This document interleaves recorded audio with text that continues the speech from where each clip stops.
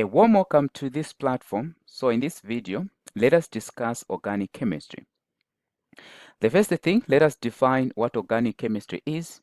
So organic chemistry is simply the study of carbon compounds, excluding N oxide and carbonate. So we can say is the study of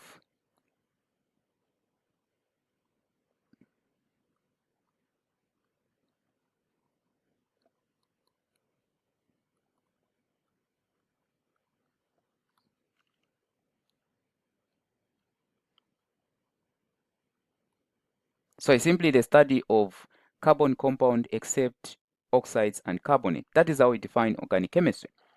Having defined organic chemistry, let us look at the terms before we go further in our study of organic chemistry or in our discussion. Let us look at the terms used under organic chemistry. So we're going to say terms under organic chemistry. What are some of the terms that we need to know as we go on studying this topic? Okay, so some of the terms that we can look at: one, organic compounds. So the first term we'll look at organic. What are organic compounds? What are organic compounds? Okay, so organic compounds are simply compounds which contain carbon but exclude N oxides. So you can say are compounds which contain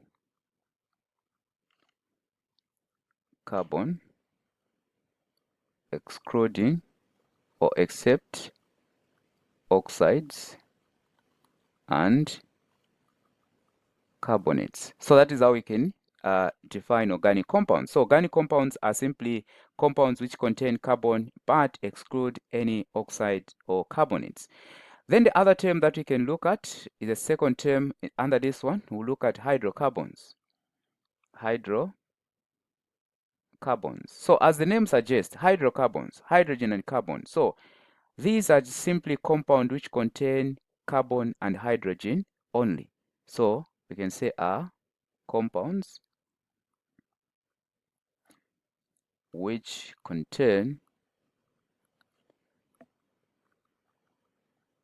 hydrogen and carbon only. So that is how we can define this one. The next term that we can look at is homologous series. Now, before we go further, let me just give examples of hydrocarbons. So examples of compounds that contain carbon and hydrogen only. The families that we are going to look at, we have the alkanes, then we have the alkynes or alkenes, then we have the alkynes, although we are not going to focus on the alkynes, but we focus only on alkenes and alkanes. Okay, so these are examples that or examples of hydrocarbons. Another term that we look at, which is the third term in this case, is the homologous series. Homologous series. Now, what is a homologous series? So it's simply the family of similar organic compounds. So you can say a homologous series is a family of similar organic compounds. These are what we call homologous series. Now, looking at homologous series, we should be able to know, or we should, under this one, we are going to go further to look at characteristics. Okay, characteristics of these compounds that are found in the same homologous series. So we can say characteristics of the homologous series. Characteristics of the homologous series. What do compounds that are found in the same family have in common? So one of them is that they have similar chemical properties. They have similar chemical properties. Now, when you talk of chemical properties, we are just looking at the way they react. So, those that are found in the same family, in terms of reaction, they react the same. But here we should take note that there is a gradual change in terms of their physical properties. So, in terms of their physical properties, although they have similar chemical properties, in terms of their physical properties, they show a gradual change in their physical properties. And this is due to the increase in number of carbons. So, take note of that. Another characteristic that we can look at is that they conform to the same general molecular formula. So you can say they conform to the same general molecular formula. So that is another characteristic. So they come from the same formula, which is called the general molecular formula. We're going to see what that means soon. So the other one that we can look at is members from the same family have similar methods of preparation. So we can say they have similar methods of preparation in their physical properties. So when you talk of properties or physical properties, we can talk of density, melting point, boiling point. So that is what we can refer to in terms of physical properties. So you know that these are made up of carbon compounds. So as the carbon chain or the chain increases, also their boiling and melting point increases. We are going to see this where we are going. I'll get to re-emphasize on this point. Otherwise, let us look at now the families that we are going to study as we go on. So under this one, the families that we are going to look at, alkanes. We are going to look at alkenes. So these are the ones that we are going to study. Then we are going to look at alkanos or alcohol. So alkanos or alcohols. Then we are going to look at carboxylic acid or alkanoics. So carboxylic acids. Then we are going to look at esters. Okay.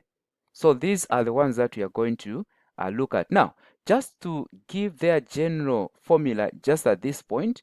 So the general formula, we said families or members from the same family, they conform to the same general molecular formula. Now, in terms of their molecular formula, what is the molecular formula of alkanes? So for alkanes, CN2N plus 2. Then for alkenes is CnH2N. So these you need to know them. Then for alcohol is CnH2N plus 1. Then of course OH. Then for carboxylic is CnH2N plus 1 COOH. Then of course esters. For esters is H2N plus 1. Then we have COO. Then we have CMHM plus 1. So under this one, what does N represent? So N represent number of carbons. So N represent number of carbons. Even M here under the ester ones represent the number of carbons. So number of carbons. So make sure that you take note of these. So these are the general molecular formulas that we have for the families. So for alkanes is this one. All of them are made from that. That is compounds under alkanes all come from that. Then alkenes come from that. Alcohol come from that. Then we have carboxylic come from that. Then esters all come from that. So these are very important to know them where exams are concerned. Okay? So a functional group is just a group which determines the chemical properties of compounds. So under this one, the families we said we are going to look at alkanes. Now, alkanes do not have a functional group, okay? So these do not have the functional group. But when you talk of this, the other one, such as alkenes, so alkenes, the functional group, there's a double bond between carbon. So in other words, the functional group of alkenes is the double bond. So the double bond is the functional group. Then we have alcohols. What is the functional group of alcohol? So when you look at alcohol, each alcohol has the OH. That is how you know that this is an alcohol. So this is called a hydroxyl group. Okay? So this is called a hydroxyl group. So in other words, alcohol has a hydroxyl group as the functional group. Okay? Then when you talk of carboxylic acids or alkanoics, okay, so carboxylic acids. Now, if you look at carboxylic acid, what they have as a functional group is COOH, otherwise which can be drawn as C, double bond there. Then we have, of course, OH. So this is the functional group. Then, of course, this one can be presented as such. Okay, there's a bond between here. Okay. Then, of course, the other one, which are esters. What is the functional group of esters? So the functional group, of esters is just this. This is the functional group of what? Of esters. And of course, it's a ester functional group. All right, so that is another term that we need to know under this one. All right, now let us go to the other thing that we need to know, and that is the nomenclature. Nomenclature. What is the nomenclature? So is that simply the standardized way of naming compound? So it's the standardized, okay, standardized way of naming compounds. Okay, standardized way of naming what? Compounds. And it takes into account, so we can say it takes into account two things. One, the prefix, then two, the suffix. Now, if you want to name organic compounds, you are going to consider the prefix and the suffix. So what is the prefix? So the prefix is just found at the beginning of the name. Okay, so at the beginning of the name, you are going to have the starting part, which you call the prefix. Then the suffix is just the ending part. Okay, the suffix is just the ending part of the name.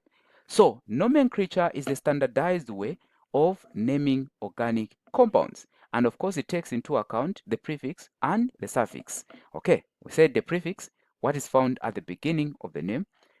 And this is determined by the number of carbon in the compound.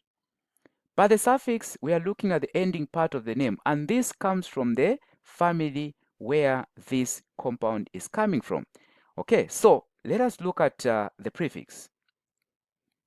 So, for the prefix, examples of the prefix, so we are saying depends on the number of carbons. So let us start with the carbon 1. So for carbon 1 here, so this first part is number of carbons. Okay, so carbon 1, what is the prefix? So the prefix is meth. Carbon 2 is eth. Carbon 3 is prop.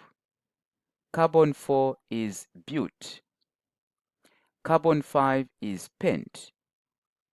Carbon 6 is hex. Carbon 7 is hept. Carbon 8 is oct. Carbon 9 is non. 10 carbon is dec. So these are the prefix. We are going to go up to 10.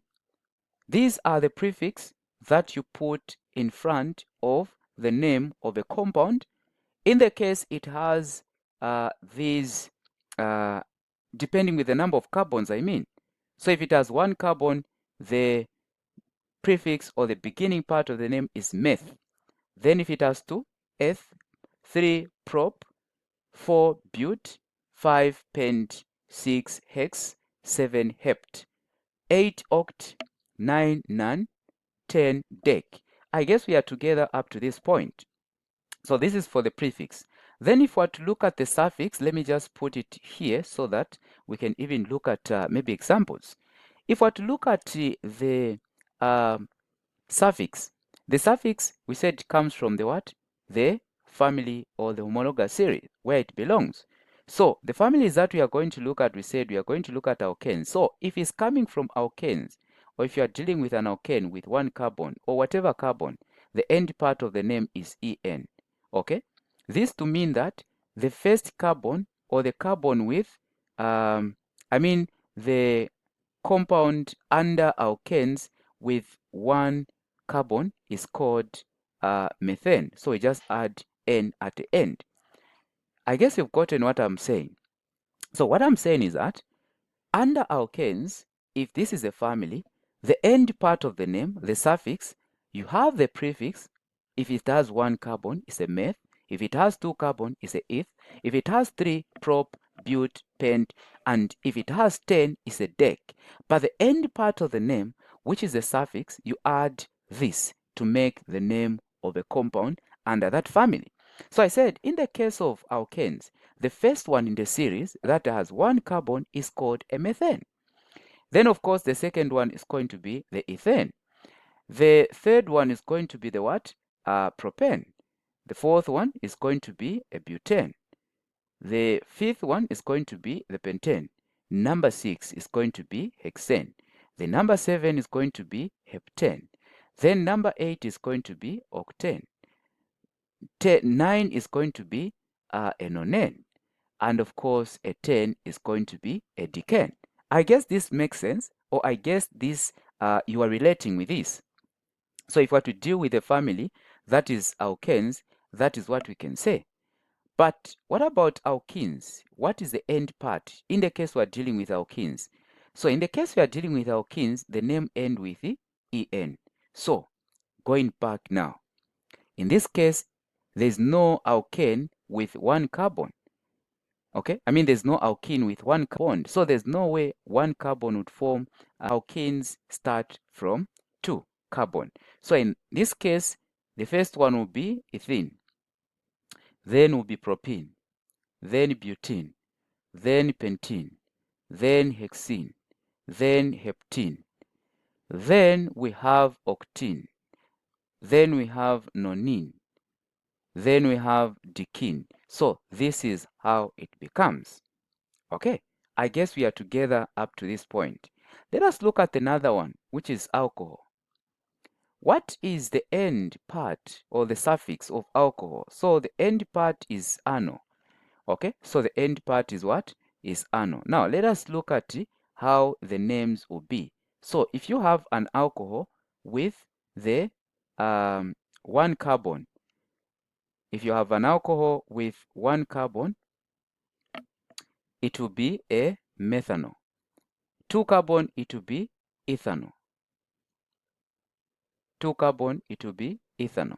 3 carbon, it will be propanol, butanol, pentanol, hexanol, heptanol, octanol, nonanol. Then we have decanol. So this is how alcohol names are formed. I guess you've gotten something up to this point. Up to the next one, which is carboxylics or carboxylic acid or acids. What is the end part? The end part is the anoic. Anoic. So now let us look at, and by the way, the alcohol, the first one has 0 carbon. So you're going to look at that as we get to look at each family. At the moment, we are just focusing on the nomenclature, how they are named. So now look at this one. So here, the first one here, if in the case of carboxylic, the first one is going to be methanoic. The second one is going to be what? Ethanoic. then we have propanoic, then we have butanoic, then we have pentanoic, then we have hexanoic, then we have heptanoic, then we have octanoic, then we have nonanoic, then we have decanoic. So these are carboxylic. Okay, these are carboxylic. All right, up to the next one, which is the esters. In the case of esters, the end part of the name is anoyet. Anoyet. So in the case of the one with one carbon, and by the way, esters are named because esters are formed when the acid react with alcohol, but just the part of the name, how you pronounce them. In the case, it is formed with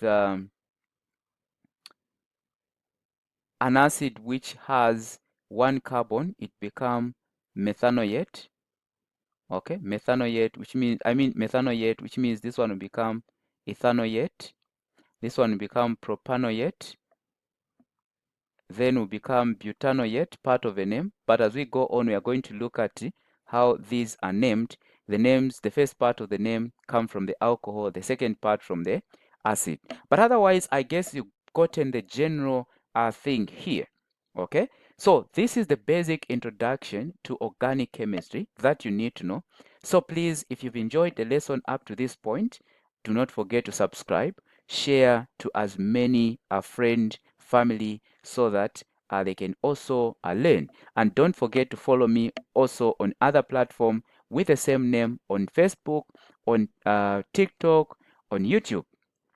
All right, so we can continue. Now we look at the families one by one. So the families that we have are 1, alkanes, alcohol, carboxylic, esters, and at the end of the topic, we should be able to look at the macromolecules. So at the moment, we start with the first family, which are alkanes.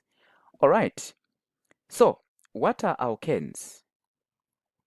What are alkanes as the homologous series? So we know that alkanes, what I can say about alkanes, we say alkanes are carbon or are hydrocarbon. Alkanes are hydrocarbons with general formula CnH2n plus 2. This is something that you have to know. So alkanes are hydrocarbons, which means they contain only hydrogen and carbon, with a general molecular formula or general formula of Cn2n plus 2. Okay. Then the other one that you should know is that they are saturated. Okay. They are saturated. Now, what does it mean they are saturated? These are saturated hydrocarbon. And by the way, alkanes do not have the functional group. So they are saturated hydrocarbons because they contain a carbon to carbon. Okay, contain carbon to carbon single bond. So they contain a carbon to carbon single bond. And that is the reason why they are saturated. Now, at this point, it's very important to understand a thing as well, such as how many bonds does a carbon form? How many bonds does a carbon form? So a carbon forms 4 bonds. So around a carbon, there should be, there's a room for 4 bonds. So in alkanes, you find that all 4 bonds are occupied by hydrogen, since we say these are hydrocarbons. So there's no room for chemical attack by other atoms, and hence we are saying they are saturated. And in addition to that, as we look at these, you are going to understand that these are not reactive, they are non-reactive. They only undergo a certain reaction, of course, at a certain condition, or there are conditions at which they react. So alkanes are hydrocarbons with a general formula that you are seeing there, CnH2n plus 2. They are saturated hydrocarbon because they contain a carbon-to-carbon single bond. And of course, we are saying a carbon form 4 bonds. So in alkanes, all the 4 bonds are occupied. We know for sure where we are coming from, that in this case, N in this formula is, N in the general formula is just simply number of carbons. Okay, now let us look at the first 5 alkanes. The first 5 alkanes, I know where we are coming from. We already looked at them, but we can just do a quick. So the first 5, which means the one with 1 carbon, the first one with 1 carbon up to carbon number 5. So now, number 1 is the one with 1 carbon. So to come up with the molecular formula, by the way, we are going to focus on the molecular formula and the structure or structural formula, okay, and of course the name. So that is what we are going to focus on as we look at this. So number of carbons here, let me just write on top as number of carbons, okay, so that we generalize it like this. Okay, so number of carbons, the first one, we'll look at the one with 1 carbon. Now 1 carbon, the name is methane. You know where we are coming from. Meth for 1 carbon, N coming from the family. So now, the molecular formula, we put a 1 where there's N, so it's going to be C.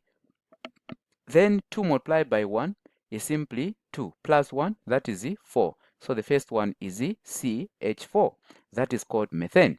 Now, in terms of structure, we want to show the bonds, how they are bonded to a carbon. Since there's only 1 carbon, so you have a carbon at the center, hydrogen at the end, hydrogen. So make sure that you align the bonds nicely, okay? So a line is used to present bonds. So if you just write a hydrogen suspended without bonds, that is totally wrong. So that is how you draw the first one. Let us have a look at the second one. So the second one with 2 carbons is called ethane. As you know where we are coming from, we said the prefix for the one with 2 carbon is eth, and since we are dealing with alkanes, it is going to be ethane. All right, so the name is ethane. Now for ethane, how do you come up with the molecular formula? So just insert a 2 there, so it's going to be C2, then H2N, 2 multiplied by 2, 4 plus 2, that is 6. Okay, so this is the molecular formula. Then of course the structure here, carbon is always at the center, and they start by putting up the carbon chain. So in other words, here we have 2 carbons joined with a single bond. So around each carbon, you know that each carbon is bonded to 4. Around each carbon, surrounded by the hydrogen. Remember, these are hydrocarbons. And don't forget to take into account the number of carbon and of course hydrogen. As you can see, hydrogens are 6. So 1, 2, 3, 4, 5, 6. Then carbon 2. Don't forget to put a bond here. And that is the reason why we say start by putting up the carbon chain first. All right. So since we are going up to 5, make sure that you go up to 3. I mean, you present the structure for 3, 4, and 5. Will you be able to draw these structures? So please go on, write the name, their molecular formula, and structural formula. That is your work. All right. Okay, let us proceed to the other things under this one. So, what are the physical properties of alkanes? So the other part that we need to look at under alkanes are their physical properties. What are the physical properties of alkanes? One physical properties of alkane is that the first 4, it is believed, the first 4 are gases. Okay, the first 4 are gases. The next 12, okay, the first 4 are gases. Next 12 are, so which means from carbon 4 up to 12 of them ahead are liquids. Then the next, or the rest, let me say the rest are waxes. Okay, so the first 4 are gases, next 12 are liquids, the rest are waxes. That is one of the physical properties. Okay. Then, of course, the other physical property is that down the group, or as the number of carbon chain increases, their melting point, boiling point, and density increases. So we can say their, or let me just say boiling point, melting point, and density increases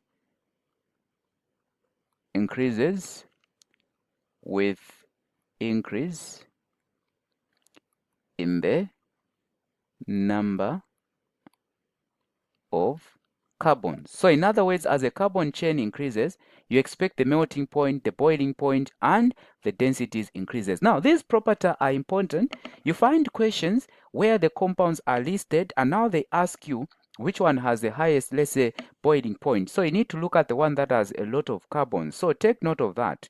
That is one of the questions that you find. Okay, so that is about the physical properties. Okay, now let us look at their chemical properties. Now, chemical properties, we said it is how they react, or when you hear of chemical properties in chemistry, think of the reaction. So these, from the start, we said they are non-reactive. So we can say alkanes are unreactive. So alkanes are generally unreactive. They are generally unreactive. What is the reason? Because the bonds between the carbon atoms, so they are generally unreactive. Alkanes, we are saying they are unreactive. So we are saying because the bonds between the bond between carbons are stable. Okay? The bonds between carbon are stable. And of course, the molecules lack specific site for chemical attack. Molecules lack specific site for chemical, go ahead and finish, attack. So alkanes are unreactive because the bonds between them are stable. So when you ask why are alkanes unreactive, because the bonds between carbon are stable, and of course the molecules lack specific site for chemical attack. So take note of that. All right, now despite this being unreactive, okay, despite alkanes being unreactive, they undergo specific reaction, of course under specific or under a certain condition. So now we are going to look at the reactions that alkanes undergo. Okay, so we are saying we can say reactions alkanes undergo. I hope we are together up to this point. What are some of the reactions? So the first one is the combustion. Okay, combustion. Now, when you hear of combustion, just think of burning in presence of oxygen. So burning in presence of oxygen. In other words, alkanes can burn in oxygen to produce energy. Okay, so alkanes undergo combustion reaction, which means they can burn in oxygen and produce a lot of energy. The reaction is highly exothermic, very important, which means it releases a lot of energy. Now, under this one, as we talk of combustion, of course, there are different types of combustions. Okay, they undergo combustion, yes, but of course depends with the amount of oxygen present. So types of combustion therefore can be one, which we call complete combustion. Complete combustion. As the name suggests, complete combustion, which means burning completely. Now, under this one, we are saying this burns, or alkanes burn in a full supply of oxygen. So complete combustion, they are able to burn completely and of course produces carbon dioxide and water. So in other words, we are saying under this one, or we can say it occurs in plenty supply. So pay attention to the terms. They will not tell you we are dealing with you not be told you are dealing with complete combustion or incomplete combustion, which is the other one. But of course, through the terms that are used, plenty, you know that that is complete combustion. So the other term that might be used here under complete combustion is abundant or abundance. Then the other one, it can be full supply. So where you find plenty supply, full supply, or abundance of oxygen or air, just know that that is complete combustion. So complete combustion, it occurs in plenty supply, abundant supply, or full supply of oxygen. Okay? So let me just give an example here of an equation. So example, if you have methane, which is an alkane, react with, that is oxygen. In this case, what is given out? So very important to know the product. So in complete combustion, every time the product is water and carbon dioxide. That is in complete combustion. So this is the reaction of one of the member of alkanes, which is a methane, with oxygen to form carbon dioxide and water. This is called complete combustion. Now, if you look at this equation, it's not balanced, so we have to put a 2 in front here so that we have oxygen 4, then hydrogen 4, hydrogen 4, then you have 1 carbon, 1 carbon. So this is the balance equation for complete combustion. So one thing that you need to know that complete combustion occurs in plenty supply, full supply, or abundance of air, which is oxygen. And what is produced here, the product, carbon dioxide and the water, always. And at this point, I should say, all the compounds that we are going to look at, they undergo combustion, producing carbon dioxide and the water. That is in full supply. So one type of combustion is called complete combustion. Now, if there's limited amount of air or oxygen, we look at, the limited amount of air or oxygen, incomplete combustion occurs. So another type of combustion is called incomplete combustion. So the question is, what is incomplete combustion? So incomplete combustion is just where partially the compound partially burns, or they burn in limited supply of oxygen. In other words, here we can say incomplete combustion occurs in the terms that are used is limited supply. Then we can also say limited supply. You can say also short supply.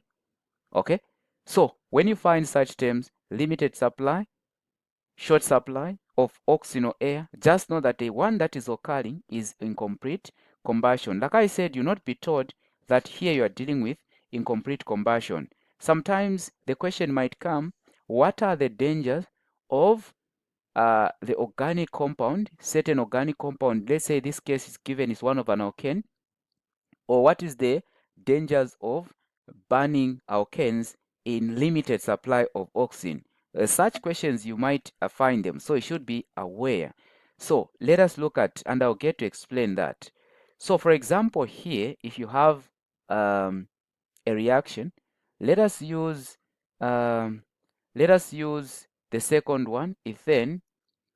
When it burns in oxygen, okay, in oxygen, what is produced under this one now, what you should know is that when a compound burns, an alkane burns in limited supply of air, what is produced is carbon monoxide and water. So coming back to the question, what are the dangers of burning these compound in limited supply of air? They produce carbon monoxide from, you know that carbon monoxide has high affinity for hemoglobin compared to oxygen. That is biology. So which means, or what it means is that it is transported instead of oxygen. And of course, when it gets to the brain or other parts of the body, it destroys the cells. Okay, so in other words, we can say it destroys the cells which needs oxygen. Instead they receive carbon monoxide, so it destroys the brain cells. In the case of the brain, that is what we can say. So these are the dangers. So when it gets to the blood, instead of oxygen, the cell are starved of oxygen and they tend to die. So in other words, it destroys the brain cell. If we are to focus on the brain cell, I guess you've gotten that. Okay, so this equation is not balanced. So for us to balance it, we just have to add a 5 here and also a 2 here, and we should be able to add a 4 there and another 6 there. I guess you know how to balance the equation, and please confirm that these are the correct numbers to balance the equation. If you don't know how to balance the equation, there is a video dedicated just on the part for writing chemical equations and balancing them. Should be able to find it on this platform if you are watching this video from YouTube. Okay, so that is incomplete combustion. But of course, in a very limited supply of air, alkanes react with oxygen to form simply carbon and water. So take note of that. We are looking at the reaction that alkanes undergo. So this was the first one, which is combustion. We said combustion, simply alkanes burns in presence of oxygen. And of course, they produce certain products depend with the amount of air present. So in the case of limited supply of air, what occurs is incomplete combustion. Okay, in the case of limited supply of air, what occurs in incomplete combustion, and what is produced is carbon monoxide and water. But in the full supply of oxygen or abundance of oxygen, alkanes undergo combustion or they burn to produce carbon dioxide and the water.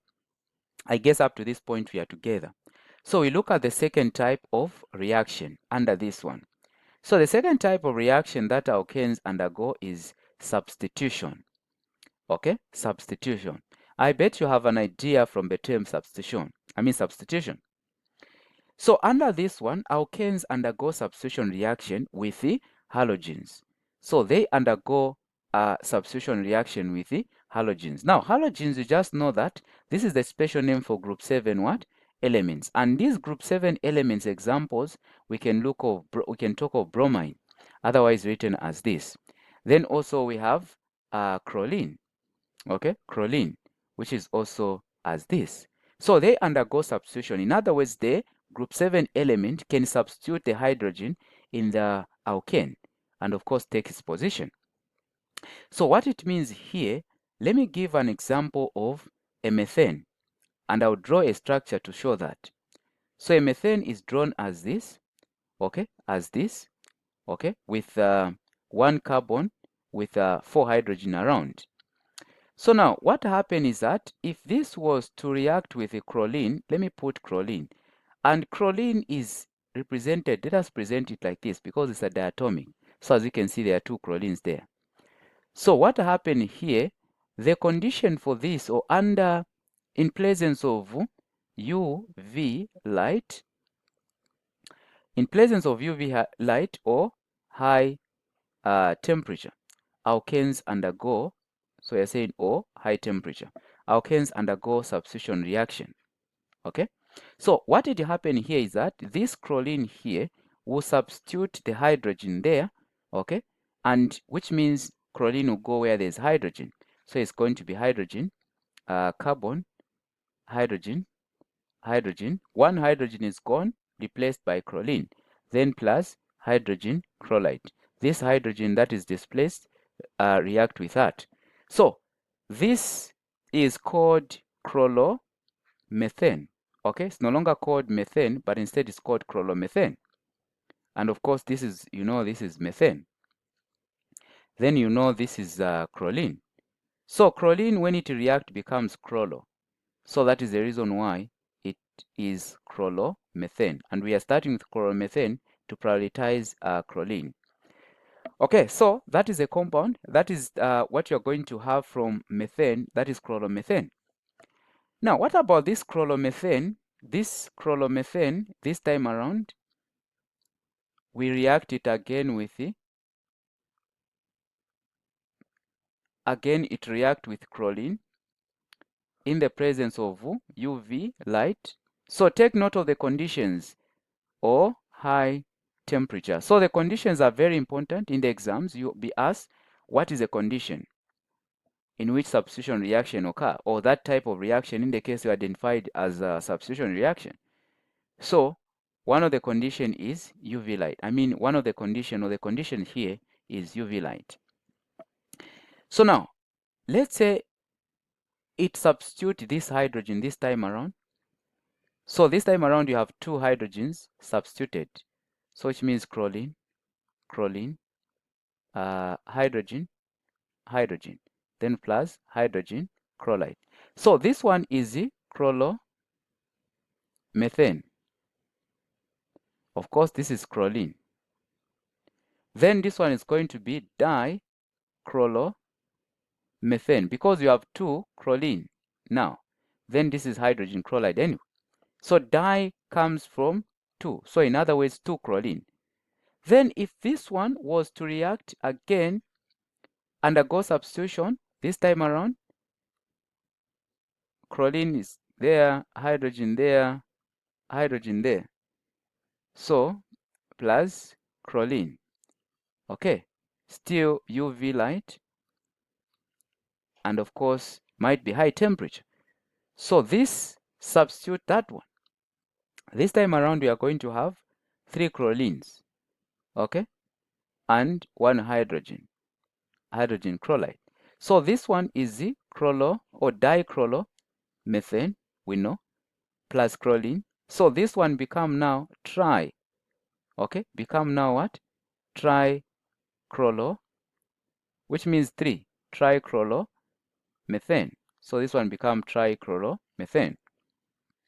If this trichloromethane, now this time around, all the hydrogens are substituted, become tetrachloromethane. So that is a substitution reaction. Now, it's not only chlorine, it can be a bromine. So in the case it was bromine, when it reacts becomes bromo. So it was going to be bromomethane. Then dibromo, this one was going to be dibromomethane. This one was going to be tribromo, okay, tribromomethane, okay, tribromomethane. Then was going to be tetrabromomethane. So you follow it in that way. So otherwise, that is substitution reaction. The other type of reaction alkanes undergo is called cracking. So the other type of reaction they undergo is called cracking. Okay, so we can say another one is cracking. Now the question is, what is cracking? What is cracking? So this is simply the breaking down of large, heavier, and more complex hydrocarbon molecule. So you're saying breaking down of large, heavier, and complex molecules into lighter molecules. And of course, these lighter molecules are the ones that are on demand. So cracking is simply the breaking down of larger, heavier, and complex molecules into lighter ones. Now, the cracking, the way it is done in 2 ways. Okay? It is done in 2 ways. So we can look at 2 types of cracking. So just from here, a lot of exam questions that you are going to find. So 2 types of cracking. We are saying cracking is just a breaking down of larger, heavier, and complex molecules into lighter molecules. But how is it done? So there are 2 types of cracking. The first one is the thermal cracking. So for thermal cracking, it involves the use of heat to break down large molecules into smaller ones. So thermocracking is just a breaking down of larger or complex molecules into smaller ones using heat. So again, say breaking down of larger organic molecules into smaller ones. Using what? Using heat. Okay, so that is the thermocracking, using heat. Then the other one is called catalytic cracking. So for catalytic cracking, it involves using of minimal heat with an enzyme. I mean with a catalyst, not an enzyme, please. So involves use of small amount of heat and a catalyst.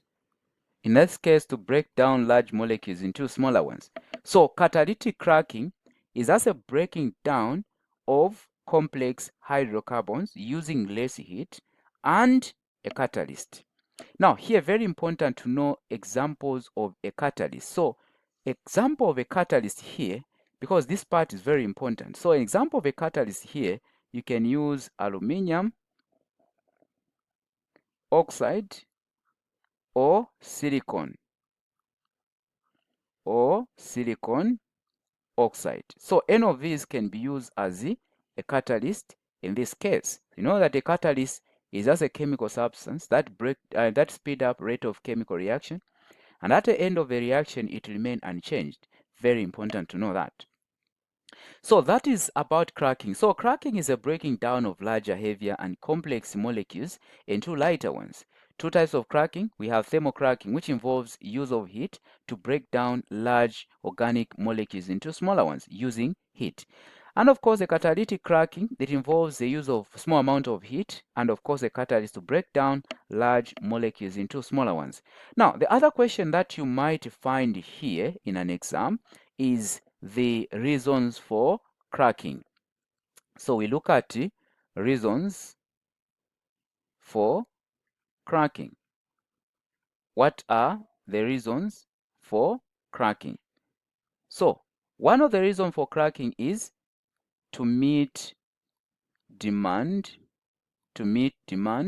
for smaller molecules or compounds, to meet demand for smaller molecules, such as gasoline, okay? I mean, such as compounds such as petrol, diesel. These have small number of carbons.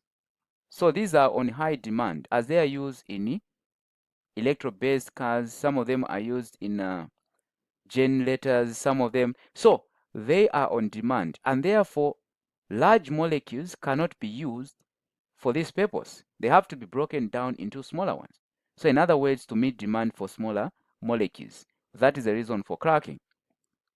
Then the other one, you remember under non-metals that hydrogen can be made industrially by cracking. So to produce hydrogen used in Haber process to make ammonia. Not only in Haber process, but also in hardening of vegetable oil to produce margarine. So this hydrogen is produced by cracking. Then the other thing that we can look at, just to break down large molecules into smaller ones. Okay, that is the reason for what? For cracking. Okay, I hope we are together up to this point. There's no problem up to this point. Let us proceed. Okay, let us proceed. The other part that we can look at now is the part on isomers. So let us look at isomers. The question is, what are isomers? What are isomers? So isomers are just compounds which have the same molecular formula but different structure formula. We can say compounds with same molecular formula but different structure, okay, or structural formula. So this is what we call isomer. And of course, they are formed by the isomerism. So isomers are compounds which have the same molecular formula but different structural formulas, okay? Now, alkanes, since we are looking at alkanes, so for alkanes or isomers under alkanes, so alkanes with more than, which means alkanes with 4 carbons, and above exhibit isomerism, okay? Exhibit isomerism. In other words, they can be, or they can have, they can exist in 2 or more structures. So now, the one that we are going to look at in terms of isomers here, we look at the naming of, so we'll look at branched isomers, the one that involves branches, okay? Branching of the carbon compounds. Okay, since we are saying alkanes with 4 carbons and above exhibit, here, exhibit please, exhibit isomerism, okay? So we are going to start with the one with 4 carbon and look at how we can name these isomers and only form a branched isomer. So in this case, we look at the one with 4 carbon. What do you call it? Do you remember? What do you call it? Of course, butane. So butane is like this in terms of a structure. Okay, butane is like this. Now, this is the one that we know, but so this is called butane. But this butane can also be written as, let us say we put 3 carbons like that. Then of course, let us say we put carbon, the other carbon down here. But remember, each carbon is surrounded by hydrogens. Okay, so we draw the structure this way. We are saying isomers are compound with, okay, are compound with, or which have same molecular formula but different what? Structure formula. And I guess where we are coming from, we know what a molecular formula and a structure formula is. A structure formula is shown in terms of bonds. Molecular formula is just a condensed form.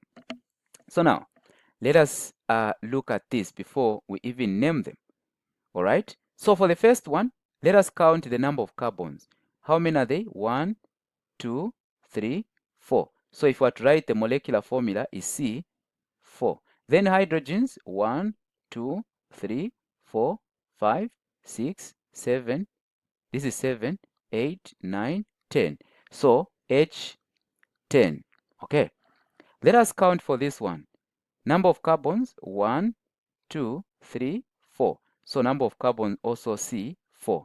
Then hydrogens 1, 2, 3, 4, 5, 6, 7, 8, 9, 10. So number of carbons, number of hydrogen also 10. You see, this is the molecular formula for this, and this is the molecular formula for this. Now, if you look at them, they all have C4H10. But in terms of the structure, they differ. And therefore here, these are what we call isomers. So butane has 2 isomers, this and this. Now, this one we know already is butane, but that is not the case of the second one. We need to name it. So now this is where we come to naming isomers. Okay? Now listen to this. Naming isomers, here we are going to look at the first thing. Rather, when you want to name isomers, make sure that you identify the chain that has a lot of carbons. In other words, the longest chain of carbons. That is the first part. So first part, identify longest or longer chain of what? Of carbon. Okay? So which one has a long chain of carbon? The one that has a lot of carbons. Now, we can consider it going this way and also going down, because these are the only chains. Here it is just one carbon. Okay, here is just one. Here is just one. But here in the middle there are two. Going this side there are three. So which one is a longer chain? Is it going this side or going down? If we are to count going this side, you find that there are how many? 3 of them. But going down, there are just 2. So the long chain here, it is this one that remains. So it has how many carbon? How many carbon? 3 carbon. So the long chain has 3 carbon. That is the first part. Now, the second part, look around what you have. What do you have? Do you have, ask yourself these questions. Do you have a branch?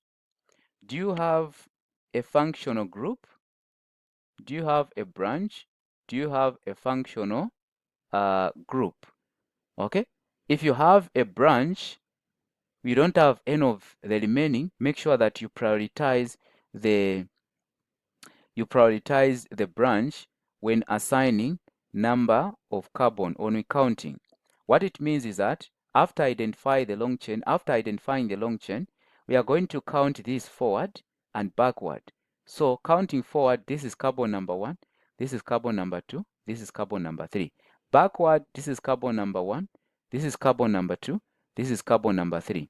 Now what we want, or why I'm doing so, is to have the counting that gives us the lower number in terms of carbon. So we want the one that gives us the lower number in terms of the position. So which one is going to give us the lower number? So when we count, in both cases, the branch is at 2. So what I mean the branch, after identifying the long chain, that the long chain is this one, whatever carbon is outside this line is a branch. So in other words, we have these are the branch. So the branch that we have is this one. So we want to give the lower number in terms of position of the branch. So in both cases, the branch is at carbon number 2. So we write 2, then dash. The next part is we name the branch. What is the name of the branch? Now, the branch, if it has one carbon, if it has one carbon with 3 hydrogens, is called the methyl. Okay, methyl. So the branch here is the methyl. But if it had two carbons, it was going to be ethyl. So in other words, from the prefix, we just add YL. If it has 3 carbon, it was going to be a propyl. It had 4, it was going to be a butyl, just a branch. So in this case, the branch is a what? Is the methyl. So first thing, we identify the long chain and make sure in the case of alkanes, we have a branched isomer. So we need to give the branch, we need to prioritize the branch, and by giving it the lower number. In this case, if we are to count forward, backward, you find that the branch is at carbon 2 either way. Now, what was going to happen if the branch was at carbon 1?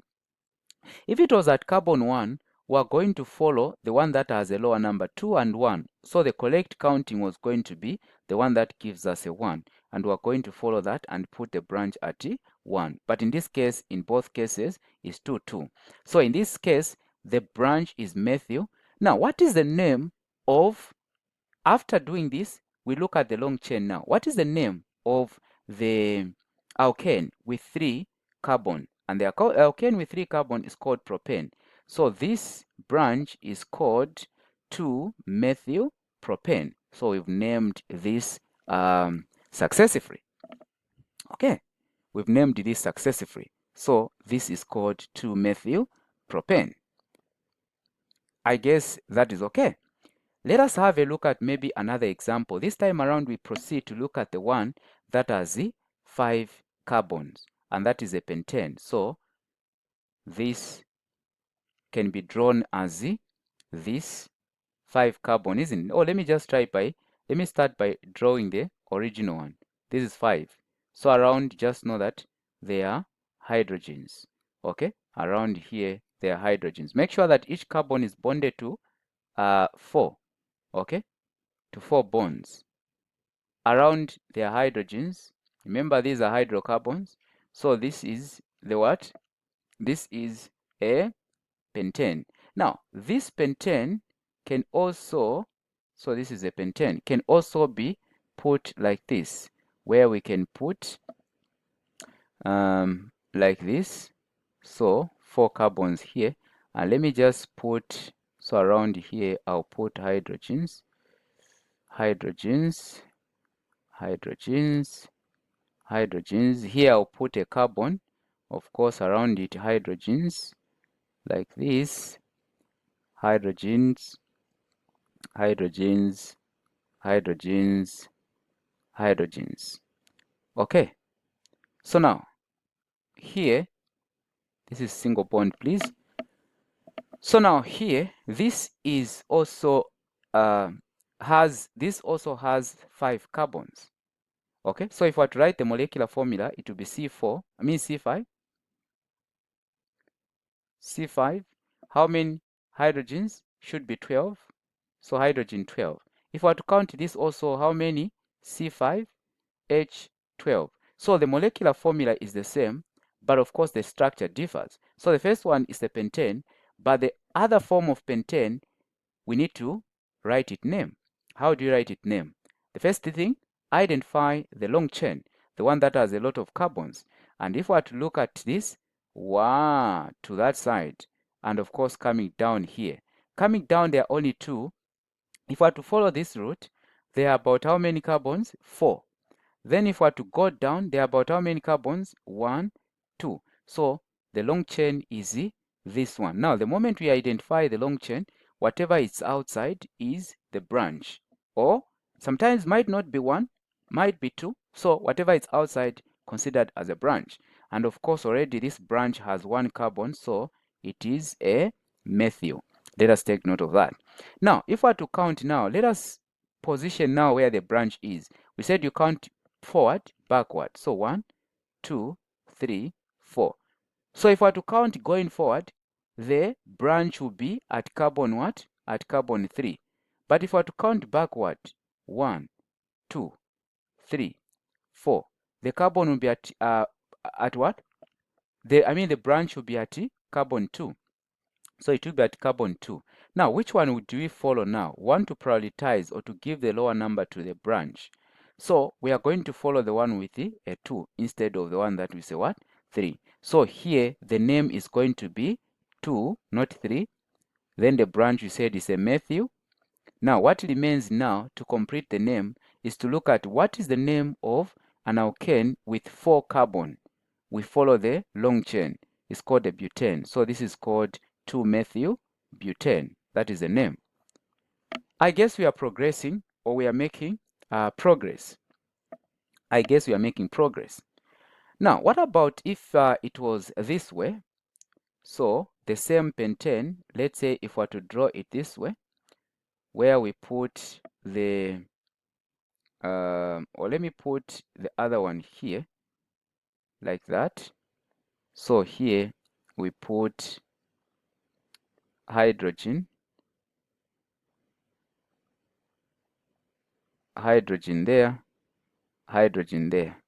Then of course here hydrogen, down here hydrogen, here hydrogen, here hydrogen, here hydrogen, there hydrogen, here hydrogen, here hydrogen, here hydrogen. Okay, if it was like this, what was going to be the name? Now look at this. Always we look at the long chain first. So if we are to look at this, it has the 3 carbons. This has only 2 carbons. This has only 2 carbons. And therefore, we follow the long chain. So after identifying the long chain now, we are going to count 1, 2, 3. Backward, 1, 2, 3. Now, whatever is outside, we said whatever is outside the long chain is considered as a what? A branch. So far we can see two branches, this and this. Okay? So now, here, the first branch is at 1, the second is at 2. So now, how we are going to write it, we write them 1, comma, 2, showing that one branch is at 1, the other one is at 2. Then dash, what is the name of the branch? Of course, this is called a what? A methyl branch. But since there are two, going to be dimethyl, then we name that way. So dimethyl. Then what is the name of an alkane with 3 carbons? It is called propane. So this is going to be 1, 2 dash dimethyl propane. 1, 2 dash dimethyl propane. So that is how it is going to be. So that is the name of this one. Okay, I guess you are progressing. So please, if you are watching up to this point, make sure that to comment, are you getting the lesson? Or are we progressing, going somewhere? Okay, so be able to comment. And of course, yeah, we appreciate just to have your feedback. All right. Now, maybe this time around, the same propane. So propane so far has 1, 2, 3. Then let me put up another way that you can write it like this. Okay, like this. Then the other one goes on top there. The other one comes down. So you can present it this way. Okay. Now, if it was presented this way, how are you going to name this? Remember, we said the first part, identify the long chain. Them, or let us number them. 1, 2, 3. So, going forward, the branch is at 2. Or branches at 2. What about backward? 1, 2, 3. Even coming backward, the branch is still at 2. So there are 2 branches there at 2. So we are going to write 2, 2 dash. What is the name of the branch? So the branch is called the methyl. And of course there are 2 branches. So it's going to be dimethyl. Now, since we are considering this one as a long chain, how many carbons does it have? 3. And what do we call the alkane with 3 carbons? It's a propane. So this is 2, 2 dimethyl propane. Okay. The other one was 2, 1, 2 dimethyl propane. So please, you cannot say 2, 1. You start with a smaller number. Okay. So that is how you name them. Otherwise, that is where we can end in terms of alkanes. I guess up to this point, you've gotten a thing. Welcome to this platform. So we continue with organic chemistry. In this one, our main focus will be on alkenes. The first part we did introduction to organic chemistry, looking at the terms under the study of organic chemistry. Then we ended by looking at alkanes, and we covered part of alkenes. But in this one, we start alkenes from the start. So which means this is lesson 2. If you've not watched lesson 1, very important that you go through before this one. Otherwise, everything that we are going to discuss will be connected to the first part. Okay, we can start. So the first question here is, what are alkenes? Remember, alkanes, we said they are saturated hydrocarbons. And this is because between carbon, or the bond between carbon and carbon, is a single bond. And that is the reason why they are saturated, which means they cannot allow more atoms to attach. They are stable, the bonds are stable. But coming to this, let me not say it's the opposite, but we are going to say alkenes are unsaturated. So alkenes are unsaturated hydrocarbons. And I guess you have an idea what it means, unsaturated hydrocarbon. So the unsaturated hydrocarbon, this means that they have, or this is because, let me say because of carbon to carbon double bond, because they have carbon to carbon double bond. Now, how does that make them unsaturated? This double bond that you are seeing here can break and of course form single bonds where other atoms can attach. In other words, here the bonds are not stable. So they can break, or the double bond can break, and more room for attachment of other atoms or other atoms here can be created. This makes them unsaturated. Okay, now that double bond is referred to as the functional group. Okay, that double bond is referred to as the functional group. Now, where we are coming from, among the terms that we looked at, we said the functional group is as a group on the compound that determines its chemical reaction. So how they react, okay? So this makes the alkanes reactive, okay? Now, the other thing that we need to look at is the general molecular formula. What is the general molecular formula of alkenes? And when we say general molecular formula, we are looking at where all these alkenes are made from. So the general molecular formula here of all the families under alkenes is CnH2n, where we said in the introduction that N refers to the number of carbons. So N refers to the number of carbons. So very important to know the general molecular formula. Okay, now let us proceed and look at the first five alkenes. Okay, the first 5 alkenes.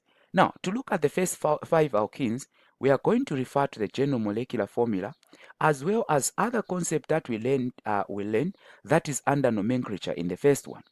We said in order to name these compounds successively, we take into account the prefix and also the suffix. The suffix, we are just looking at what we put at the end of a name, and the prefix at the beginning of a name. Now, very important to remember that at the beginning of the name or the start of the name of these, that is the prefix, comes from the number of carbon. We said if it has 1 carbon, it's called a meth, that is for the prefix. If it has 2, it is called the eth. If it has 3, it's called the prop. 4, it is called the but. And 5 is called the pent. Going down, 6 is called the hex. 7 is called the hept. 8 is called the oct. 9 is called the non. And 10 is called dec. So this is what you put at the beginning of a name. In the case, it has 1 carbon, meth, 2 carbon, eth. Now, let us look at the suffix. So for the suffix, we said it comes from the family. So in this case, we are dealing with alkenes. And alkenes family, the end part of the name should end with E-N-E. And therefore, to make the name of the alkene, we put E-N-E at the end. Now, it's very important to note that there's no alkene with 1 carbon. Okay, there's no alkene with 1 carbon. So it all starts from carbon 2. Therefore, the first one in the series is ethene. We just add eth for the prefix, E-N-E for the suffix. The second one is propene. The third one is butene. The fourth one is pentene. And going down. Now, what is important here, the question might come, name the third compound in the family of alkenes. Not specifically that way, but sometimes maybe you are given the questions. That leads you to identify the family to be alkene. Then they ask you to name the third one. Now, mistake can be made where you say, okay, the third one, we are looking at the one that has 3 carbon, which is propene. But in the case of alkene, that is wrong because the first one here is the one that has 2 carbons. So the second one is propene, the third one is butene. I guess you've gotten a point there.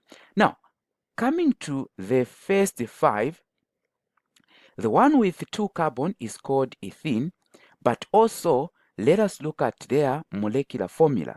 how do we determine the molecular formula? So we go to the general formula. We said ethene has 2 carbons. So we just put 2 where there's N, where there's C. So you're going to have C2. And we put a 2 where there's N there, which is 2 multiply 2, which is 4. So H4. This is the molecular formula of ethene. Then let us have a look at the structure formula.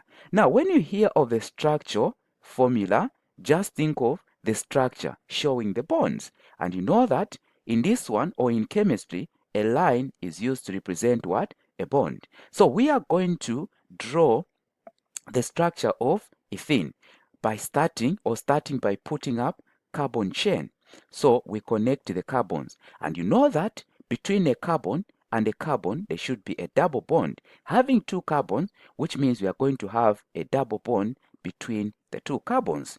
Then now, we connect the hydrogen around. And very important to note that carbon form 4 bonds. The fact that we have the double bond between, so each carbon here already have 2 bonds. So each one is just lacking 2 bonds to be stable. So therefore here, around we put hydrogens. And take into account how many hydrogens? 4 of them. So you cannot exceed that number. So this is the structure of ethene. So it looks like that. The second one in the series is propene, and propene, we put a 3 where there's the general formula there. You know that propene, number of carbon is 3. So we put a 3 there, it's going to be C3. Then H, you put a 3 where there's N, you multiply by 2, gives us 6. So in other words here, the easy way to master this is that the number of hydrogen, hydrogen is just double the number of carbon, if that is the correct way I've put it. In other words, I'm saying 3 carbons, then you just double the number. That gives the number of what? Hydrogen. Remember, these are hydrocarbons, so they contain only hydrogen and carbon. Okay, let us proceed. So now, how do we draw the structure? So the first part, we put up the carbon chain, okay? And between 2 carbon, there should be a double bond. It can be here or it can be there. Okay, so between 2 carbon, there should be a what? A double bond. The fact that we've put it in the first part, this first carbon is already bonded to 2. So in terms of hydrogen, it only needs 2 hydrogens to be stable. And of course, you put them up, down. Then this one is bonded to 1, double bond here. So which means already bonded. The mid carbon here is already bonded to 3. So it only needs 1 hydrogen. Then the last one here is bonded to 1. So this one needs 3. So this is how you assign the carbon. So never should you put more than 4 bonds on the carbon, because carbon can only form 4 bonds. So in other words, we cannot put a hydrogen here. Okay, that would be wrong. So very important to get that. All right. The next part that we look at, so we said we are going to look at the first 5, and we have just looked at the first 2. So please, the first 2, the last one, which is the second one, has carbon 3. So go on and look at the one that has carbon 4, carbon 5, and carbon 6. These are the first 5. So make sure that you answer this part is your question. All right, the other part that we can look at here are isomers of alkenes. Isomers. Where we are coming from, we looked at isomers of alkenes. And of course, we said an isomer, we're just looking at the compounds that have same molecular formula, but different what? Structural formula. In other words, they differ in their structure, but the molecular formula is the same. Now, under this one, alkenes with 4 carbon and above exhibit isomerism. Now, what I'm going to discuss in terms of isomer here, or isomers here, we are going to look at 2 types of isomers. One, positional isomers. Now, when you talk of positional isomers, we are just looking at naming the compound depending on the position of the double bond. And the other one, of course, the one that we are going to look at is the branched isomers. So this one, as the name suggests, looking at the branch. Okay, so whatever branch will be coming out is the one that we consider. I think this is what we looked at under alkanes. So we should have a prior knowledge to this part. So let us start with positional isomers. What about positional isomers? So positional isomers, we're saying, depending with the position of the what? The double bond. And in this case, we are saying, starting from carbon 4, going up, they exhibit isomerism. In other words, here, the example that we are going to look at is butene. Now, butene in terms of structure is drawn like this. Okay, we said between two carbons, there should be a double bond. Okay, so to start with, the double bond will be here. And let us put hydrogens around. And by the way, butene, the molecular formula is that is H48. Refer to the general formula, how we came up with this one. Just insert the 4 here and the 4 there, multiply by 2. All right, so butene looks like this. If I were to put the bonds around, have I put this one? Is not supposed to be there, please. And I'm just from saying that. Okay, so this is butene. Now, if you look at this butene, and again, I draw another way of putting up this one, this time around, yeah, let me put the double bond here. Then, of course, I draw it like this. Then, of course, put this other carbon here. Let us put the hydrogens around. Let us put hydrogen around, or hydrogens around. Okay? Remember how many hydrogens are supposed to be? 8. Then, how many carbon? 4. So, this one that you are seeing here, this has 4 carbons, and also this one has 4 carbons. If you are to write the molecular formula, number of carbons is what? 4. Hydrogens is what? 8. Count. Then also this one, number of carbon, 4. Hydrogens, 8. So these are two compounds that have same molecular formula, but different structural formula. And for that reason, they are called isomers. Now, our main thing here is naming these isomers. How do we name them? You know from where we are coming from. In terms of this part,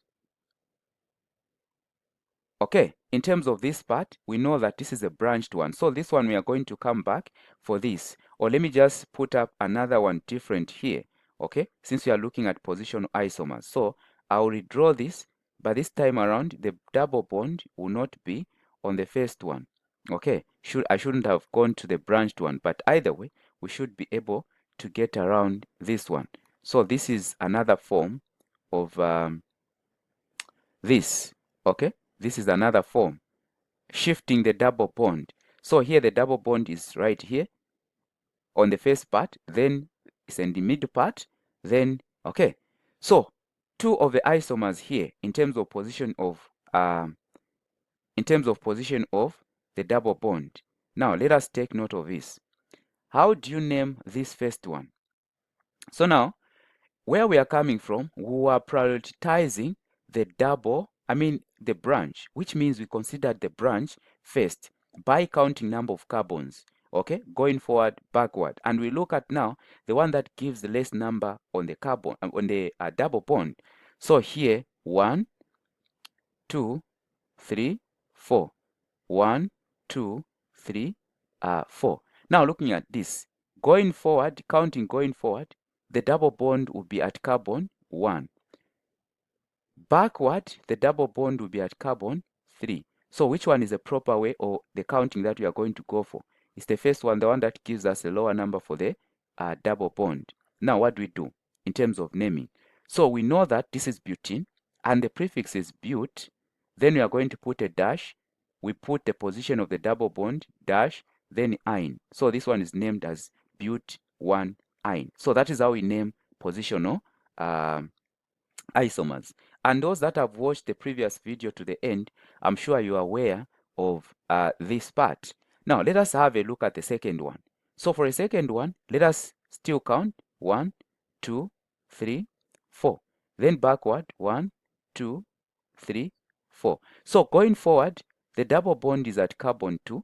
Coming backward, the double bond is still at carbon 2. So either way, the double bond is at carbon 2. So how do we name this? We write the prefix but for the 4 carbon, then dash, what is the position of the double bond? 2. This is an alkene. So 2, but2-ine. I guess this part is well explained in the previous one. So we are just going to go through quick. So let us look at the branched now.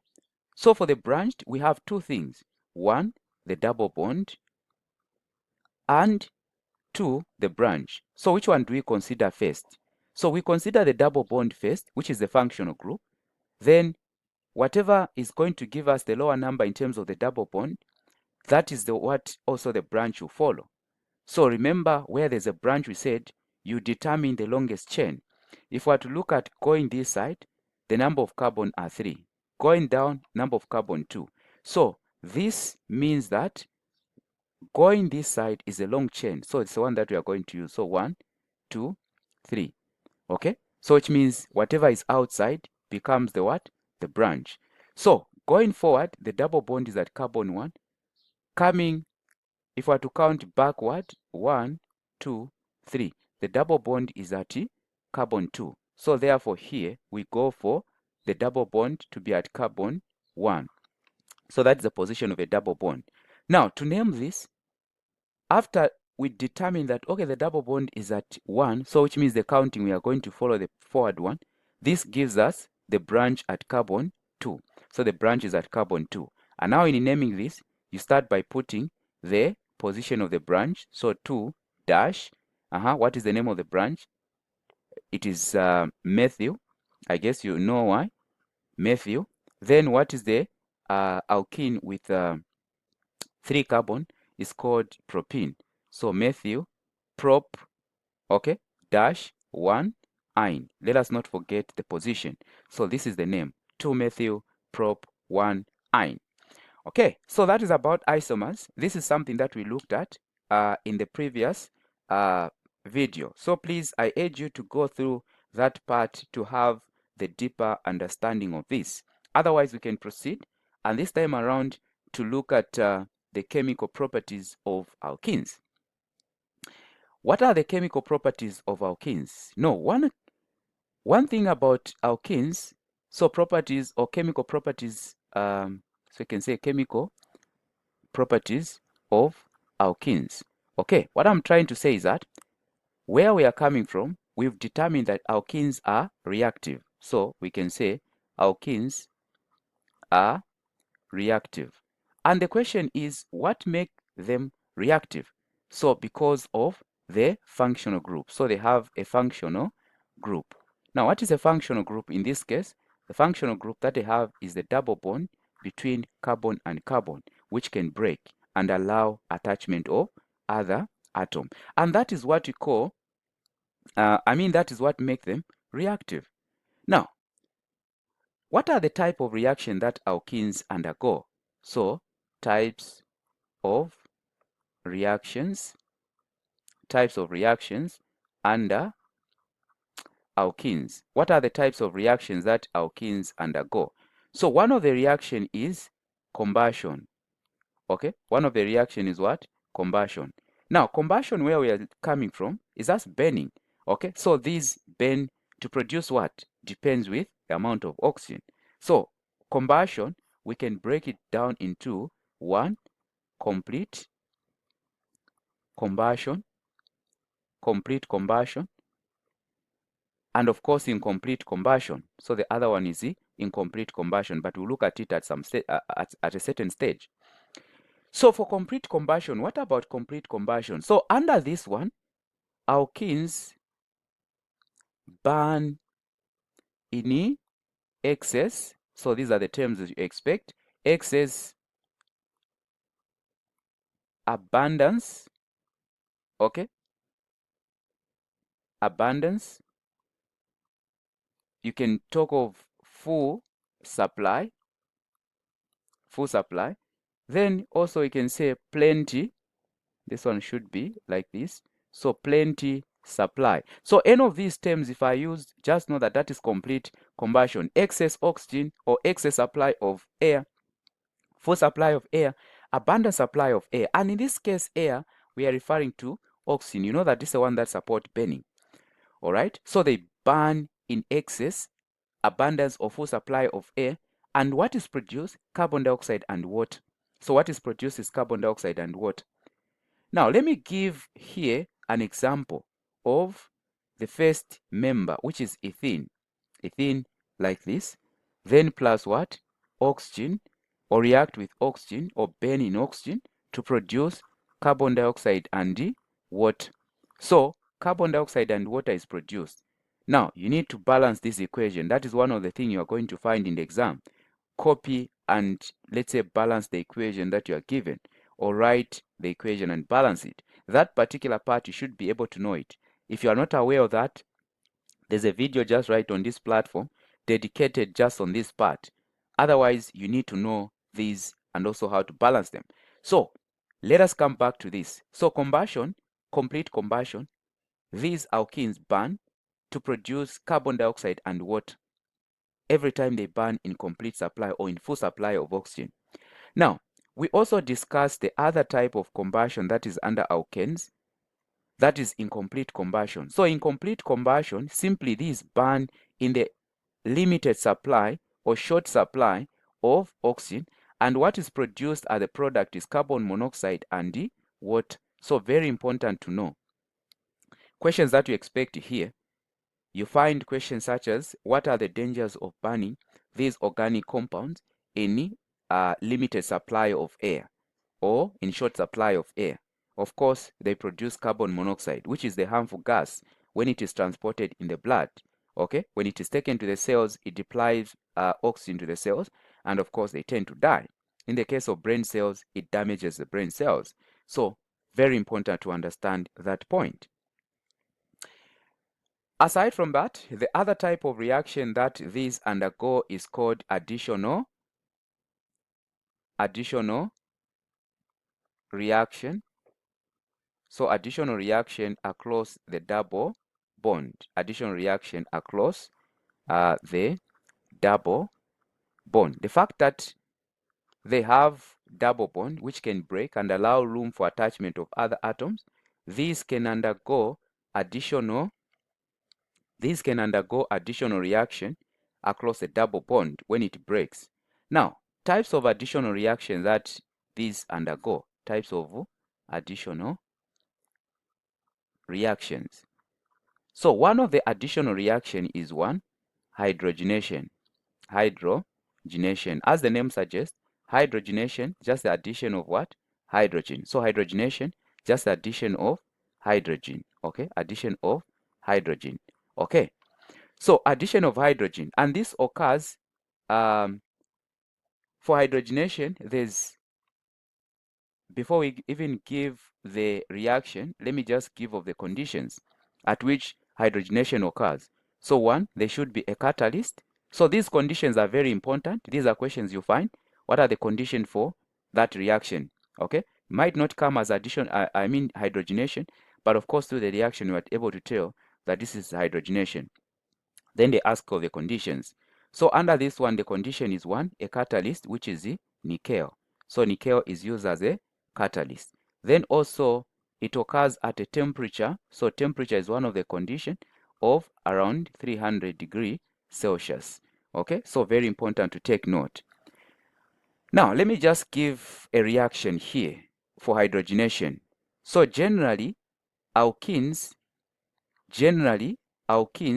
when they undergo hydrogenation reaction, in this case hydrogen is added, what is produced is the alkane. So one way to convert alkenes to alkane is by hydrogenation. Remember, nickel is used as a catalyst and a temperature of this degree Celsius. I guess we are together up to this point. Now, if we look at the reaction, I'll give the simplest one in terms of structure, which is the ethene. Okay, ethene. When ethene undergo hydrogenation reaction, like we said, the double bond break. So here is hydrogen. Okay, now this double bond break, and of course, what happened to this? It forms double bond. It forms double bond where hydrogen attach, and now you have O single bonds. You know that alkanes are single bonds. So these are hydrogens that I've added, and these are the bonds that have been created after the double bond was broken down. So this is how hydrogenation do occur. So now, the other thing that is you need to understand is the importance of this process. What is the importance of this process? So this process is helpful in converting, okay? So this process or this reaction can be used in converting vegetable oil to form margarine. These are important things, okay, to form margarine. So that is the importance of hydrogenation reaction. Otherwise, we can proceed to the other type of additional reaction, in this case, which is the hydration reaction. So, hydration reaction.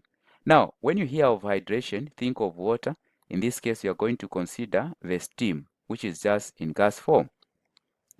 So, in other words, hydration is just the addition of water to the alkenes in the presence of a catalyst. So, addition of water to alkenes.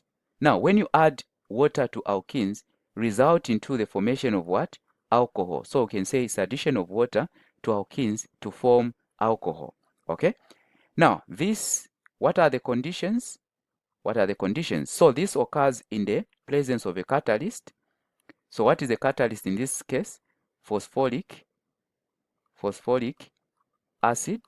Then, aside from phosphoric acid, we have temperature. So also it occurs at a temperature of around 300 degrees Celsius.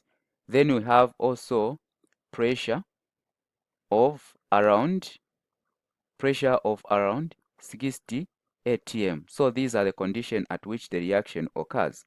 So generally, when alkene or alkenes, when they react with steam, in the presence of the conditions listed here, result into formation of what? Result into formation of alcohol. Okay? So propene become propanol, alkene become ethene become ethanol, and so on and so forth. So I'm going to give the simplest one for the structure. So this is the simplest one, a reaction. So this is ethene, as you know from the structure. Then, of course, here you're adding water. Then what will be the resulting? Remember, the conditions are these. You can write them: 300 degrees Celsius, 60 atm. Then, of course, on top we have a catalyst, which is the phosphoric acid. Then what is going to form here is the double bond breaks, and of course leave room for attachment of two other atoms. So this double bond is going to break, and what you are going to have now is one end you're going to have OH, the other end you're going to have H. Otherwise, this is the ethanol. So this is the ethanol. So that is how one-way alcohol is made. So very important to understand this reaction. Okay. Now, what is the other thing that we can look at? So the other type of reaction that we can look at is the halogenation. Okay? Halogenation. So also halogens are group 7 what? Group 7 elements. So they can add also. So halogenation, group 7 elements, they can add also to an alkene. Okay? So alkenes can undergo halogenation, where the double bond break and leave room for attachment of group 7 elements. So in other words, generally, if alkenes react with halogens forms haloalkene. Okay, haloalkene. For example, let's talk of the second member of, or the first member of the alkene family, which is ethene, this one. So when it reacts with one of group 7 elements, and by the way, I should have specified that can be bromine or choline or other group 7 elements. But for the sake of our study, let us just use bromine and choline. So let's say you have bromine here reacting with this. So bromine like that. So what will happen here is that this would break the double bond and of course leave room for attachment of the two bromine. So in this case, one bromine is going to attach there, one is going to attach there, and this is called, this is carbon number 1, this is carbon number 2. So this is called 1, 2 dibromo, 1, 2 dibromo, that is ethane, dibromoethane. Okay, so that is what forms. If it was choline, it was going to form something like this, choline, that is hydrogen, hydrogen, hydrogen, hydrogen. So this one was going to form 1, 2 dichloro what? Ethane. Okay, dichloroethane. So very important to understand these. Okay, so now the other thing that you need to know under this one is testing for alkenes. How are you able to tell that these are alkenes? So alkenes, when they react with bromine water, okay, so bromine water. Bromine water is red in color, or bromine solution in some cases. They will refer to bromine solution is red in color. So when alkenes are added to a bromine solution, it decolorize the bromine solution. Okay, so it makes it colorless. That is the identity test for what? For alkenes. So it decolorize bromine solution. Okay, so for testing for alkenes, when it is reacted with bromine water, the bromine water react with alkenes to form a colorless solution. In other words, it decolorize the bromine solution. So that is the identity test for alkenes. The question that you might find is that which one decolorize bromine solution? In the case they are listed. So what decolorize are bromine? Yeah, I mean what decolorize are alkenes. All right, so addition reaction here, or addition polymerization, one part that is remaining for this part, we are going to look at that under, that is macromolecules, under synthetic polymers. I think I'll get to explain this part there. But of course, we can end by looking at use of alkenes. So alkenes, they are used in the manufacture of plastics, they are used in making of bottles, they are used in making of raw material in the chemical industries. They are used in the synthesis of polymers such as polyethylene, PVC, and Teflon, and also used in the ripening of fruit artificially. Okay, so these are some of the uses of alkenes. Otherwise, we can end here for this lesson.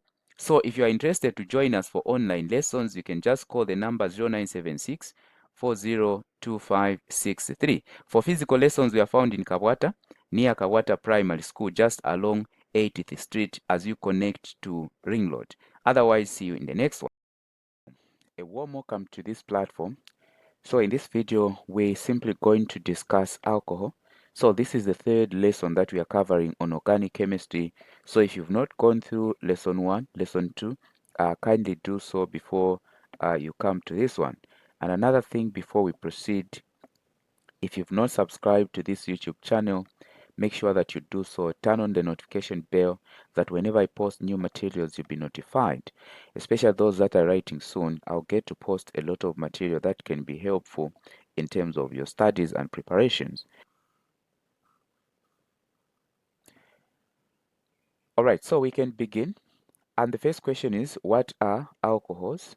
So alcohols are just a homologous series which contain OH as the functional group. So homologous series which contain OH or hydroxyl group as a functional group. So every time you find OH in a compound, just know that that is an alcohol. As the question that you expect, sometimes you'll be given the structures and you'll be asked to identify which of the compound is an alcohol or can come in different way. But you should be able to identify an alcohol by the OH. What is the general molecular formula of alcohol? So for the general molecular of alcohol, so general molecular formula, they have a general molecular formula of CN H2N plus 1 OH. Now, remember alkanes, this is the general molecular formula for alkanes. Then for alkenes is this one. So far we have 3 molecular formulas that we've learned so far. So you need to know that this one is the molecular formula of alcohol. So very important to know this. Now, in all cases, as we've already discussed, N represents the number of carbons. So even in this general molecular formula, N represents the number of carbons. And for alcohol, number of carbons start from 1, 2, 3, and so on and so forth, just like alkanes. But in the case of alkenes, you know that the number of carbon start from 2, 3, 4, and so on and so forth. So for this is still 1, 2, 3. Okay, so I guess you still remember this. Now let us look at the first 5 alcohols. Okay, first 5 alcohols. Now, where we are coming from, we said for you to name the compound here, we take into account of the prefix. So the prefix here with 1 carbon is called a meth. You still remember the one with 2 carbon is called eth. The one with 3 carbon is still prop. So even here it applies. But the only thing that has changed from all these other groups that we've looked at is the suffix. So for alcohol, the suffix is ano. Okay, so which means the first alcohol is called methanol, the second is called ethanol, the third is called propanol, the fourth is called butanol, number 5 is called pentanol, 6 is called hexanol, heptanol for number 7, octanol for number 8, and so on and so forth. So that is something that you should know. So now let us just maybe try to write about maybe 2 of the structures, 2 of the compound terms of structures. So the first part here, I'll put number of carbons. Then here I'll put molecular formula. Then here, let me say here there will be name. Then here I'll put molecular formula. Then here I'll put structural formula. Okay, put them like that. Now, the one with 1 carbon, we know that. So 1 carbon, we know that is a methanol. Now, if it's a methanol, what is the molecular formula? So for molecular formula, just put a 1 in that one. So in that case, carbon 1, so it's going to be just carbon. Then hydrogen here, you multiply a number of carbon, you multiply it by 1. 1 multiplied by 2 is as 2, plus this 1 gives us a 3, but OH. So C3, then OH. This is the molecular formula of the first member. Now, to draw the structure, you put up the bonds, how they are connected. So alcohol, they are just more like alkanes, but the only difference that they have OH. In other words, what I mean is that they have double bond as well. Okay, so just that on one end they have OH. So this is the structure of methanol. This is the structure of a methanol. Now, at this point, let me just re-echo or re-emphasize the point that I've already been emphasizing on, is that you need to know how to differentiate, or you need to differentiate the molecular formula and the structure formula. So the molecular formula simply shows the atoms, okay, but not showing really where it is bonded to or where it is attached. But for a structure, you draw showing bonds. I guess this point is still in your mind. All right, let us draw the second one. So as usual, the name. The second one is the ethanol. Okay, the second one is what? Ethanol. Now, for ethanol, number of carbon 2, let me put number of carbon 2, and this is called what? Ethanol. Okay, molecular formula, you put, so the general formula is this one, plus 1, that is OH. So you just put a 2 in this one, and we are going to have C2H, 2 multiplied by 2, 4, plus 1, that is 5. So it's going to be 5, then OH. So this is the second one. Then in terms of structure, in all cases, you start by putting up the carbon chain. How many are the carbons? 2. Then around now you can put whatever is bonded. Just like I said, everything here are single bonds that you form. So OH, we can put it there, but you can put it at any carbon anyway. Okay, so that is how it is going to appear. So this is ethanol. Okay, go on and draw the number 3, 4 up to 5. This I leave it up to you. I guess there's no problem up to this point. Okay, now the other thing that we can look at under alcohol here are isomers. Okay, so isomers, just like any other compound, alcohols also can exist. You can have two alcohol of having same molecular formula but different structure formula. I guess you still remember the definition for isomers. Now here we focus on the positional isomers. Just like in alkene, positional isomers, we said these just depend with the position of the double bond. And in this case, the positional isomers of alcohol would depend on the position of the what? The OH. So alcohols have also isomers. For example, in terms of the position, please, in terms of the position. So if you have, let me say, propanol. Propanol, we can put it like this. Okay, we can draw it like this. So these are just simply positional isomers according to or depending on where the that is hydroxyl group is attached to which carbon. So it can also be like this, where we put the OH here like this. Then now these two that you are able to see the name differs. Okay, so we have something like this. So now, what is the name of the first one? So to name this one, you take into account the position of the OH. So in the first one, if we are to count forward, 1, 2, 3, backward, 1, 2, 3. We are prioritizing the OH, which means we consider it first. We want a number that is lower where there's OH. So we are going to count in this direction. So in other words, the double bond is at 1. I mean, the OH is at 1. So what do you write? So in terms of a name, it's going to be propan dash 1 O. So that is how we name this one. Then for this one, if you are to count 1, 2, 3, 1, 2, 3, you've seen that the double bond, I mean the OH is at carbon 2. So it's going to be propan dash 2 O. So these are different. Okay, so depending with the position of the OH. I guess this is something simple to understand. Okay, so go on and let me just put up a structure. Go on and name this. Okay, go on and name this. What would be the name of this?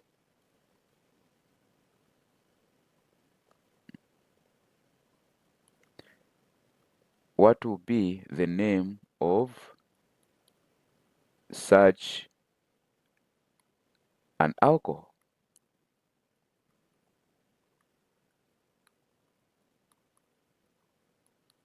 Okay, so go on and name this one. What are the properties or physical properties of alcohol? Physical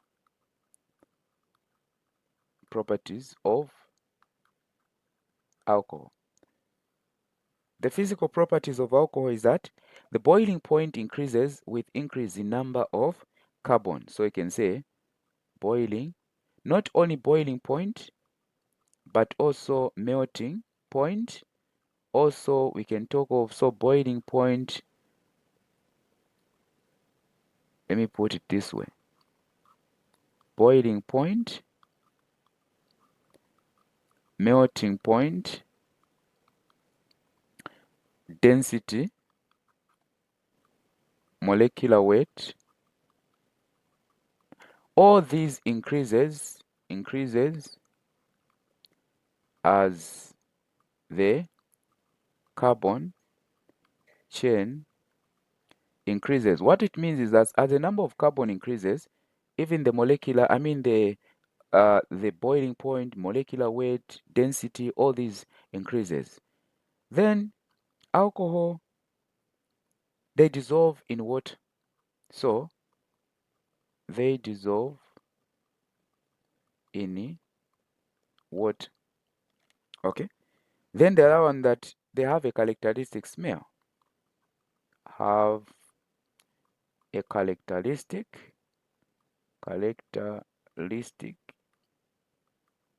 smell. Example, beer. They are colorless.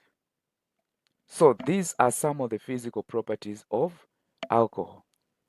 What about the chemical properties of alcohol? Now, when you talk of chemical properties, I usually emphasize we are just looking at how alcohol react. So chemical properties of alcohol. One of the reactions that alcohol undergo is combustion. So when alcohol undergo combustion, it produces relatively high amount of energy. So alcohol can burn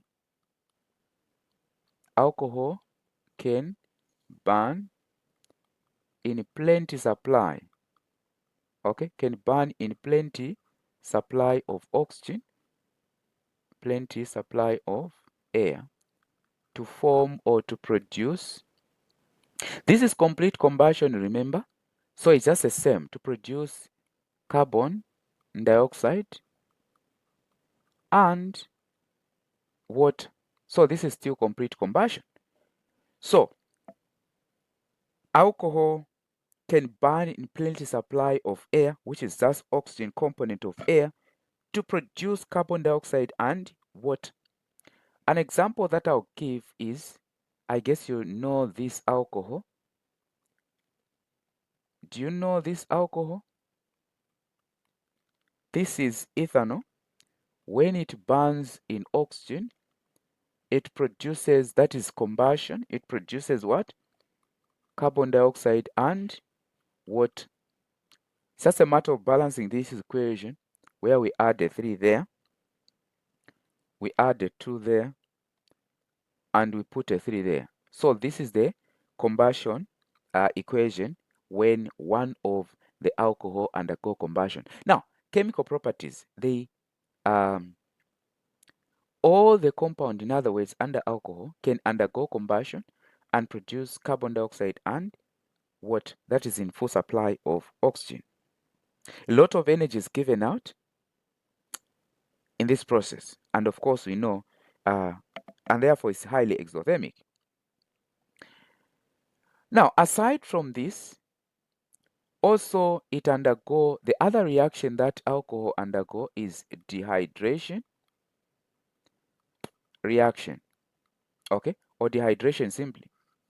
Now, dehydration, let me just remind you of where we are coming from in terms of alcohol making, as we are going to look at some of the parts. Where we are coming from, under alkenes, we had hydration, where we are simply adding steam to alkenes to form alcohol. This time around, we are removing that water, and what will remain? We go back to alkenes. So dehydration reaction results into the formation of alkenes. So we can say alcohol undergo dehydration reaction to form alkenes. Now, what are the conditions for dehydration? So these are very important things. What are the conditions for dehydration? One of the conditions for dehydration is temperature. There has to be heat, okay, as you do dehydration. Then the other one is a catalyst. Now, at this point, what is the name of the catalyst in this case? So you should be able to specify. So this question is yours. What is the name of the catalyst? So you should be able to put your comment and I'll be able to check. So as you're answering, you put it, the catalyst used in dehydration is this and this, so that everyone will be able to know specifically what you are talking of. So now, alcohol undergo dehydration reaction to form alkenes, okay, which means the water is removed. And of course, this will occur in presence of heat and of course a catalyst. The question is that, what is the catalyst in this case? So make sure you name this catalyst. The other reaction that alcohol undergo is oxidation. Now, oxidation in this case, you know that there are different ways of defining oxidation. Can be in terms of hydrogen, oxygen, or electrons. So in this case, we are just looking at oxidation in terms of oxygen. So the addition of oxygen to alcohol is what we call oxidation in this case, or addition of oxygen. So in other words, alcohol undergo oxidation reaction and of course result into formation of carboxylic acid or acid. So alcohol undergo oxidation to form acid. Okay, so what is formed is acid. Now, when you leave alcohol in an open place with the air or oxygen in air, it undergo oxidation. So when you expose alcohol to air, where this oxidation take place, okay, so if alcohol such as ethanol is left standing in air, it will be oxidized with the help of bacteria, of course, and this form ethanoic acid. So I've given a specific example here. If you leave ethanol in an open place or standing, it will undergo oxidation, and this one result into ethanoic acid. Okay, so that is one way maybe of forming ethanoic acid. Now, this process where you just leave it in an open place is slow. Now, the fact that ethanoic acid is produced, this could be the USIF process, therefore need to be made to occur fast so that more of the acid can be produced. So you're saying ethanol can be oxidized much faster by adding an oxidizing agent. Okay, aside from just leaving it standing, it can be made faster by adding what? An oxidizing agent. So we are saying ethanol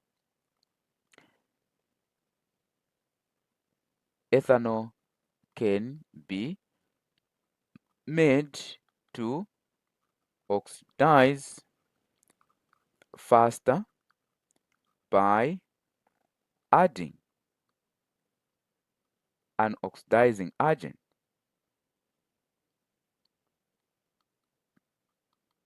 An oxidizing agent. Now, what are some of oxidizing agents used in this case? So you can use one, potassium. That is potassium permanganate. Okay, potassium permanganate. Or you can use potassium dichromate.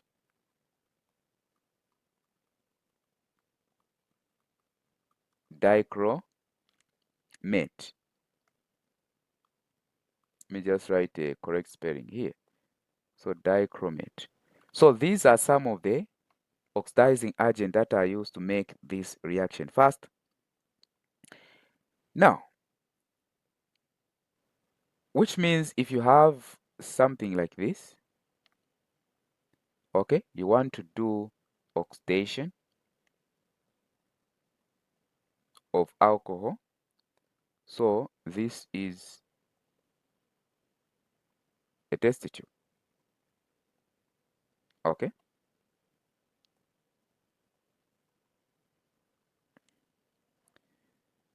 So you have here distilled or distillate, that is alcohol. Then of course here, that is where oxidation take place. That is where you add the mixture. So this is the mixture of alcohol and also whatever oxidizing agent that you are using. So let us say potassium dichromate. Okay, and you heat. There's some amount of heat that you apply here. So when this one is heated, it evaporates, and of course here there's water just to help to condense this. Okay, there's cold water. So that is how oxidation can be done. In terms of an equation, I think I've seen the question where they ask you to draw the structure in terms of how oxidation occurs. So we have ethanol is the one that we are using. So ethanol, here is ethanol.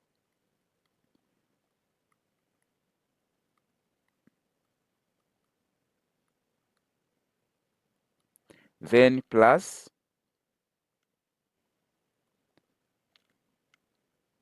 oxygen.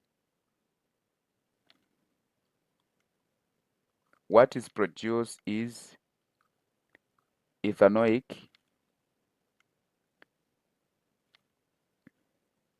acid, which is like this.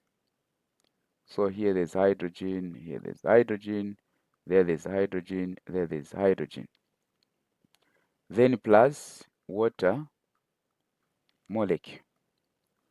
So that is the oxidation in terms of structure. Away from oxidation, the other type of reaction should be the third one we are looking at. That alcohol undergo is called esterification. Now, esterification is just where alcohol react with acid. So alcohol undergo esterification where it react with carboxylic acid. So esterification is just the process by which alcohol react with carboxylic acids to form, what is formed? To form ester and water. So what is formed in this case is ester and water. So the mixture is heated gently here. So there has to be heated gently. Okay. So esterification is one of the processes that we are going to look at some point. So we'll not go into detail here, but something that we are going to cover under esterification. We'll get to look at the naming and all that. Okay. Now, let us look at formation of alcohol. How is alcohol formed? What are the ways in which alcohol is formed? So alcohol can be made, okay? Alcohol can be made by hydration of alkenes. Remember, hydration of what? Alkenes. And also fermentation. So these are the processes that we are going to look at here. So we are going to start with hydration of alkene. Hydration of alkenes. So hydration is just the addition of steam to the substance. In this case, you're adding, you're adding steam to an alkene. Okay.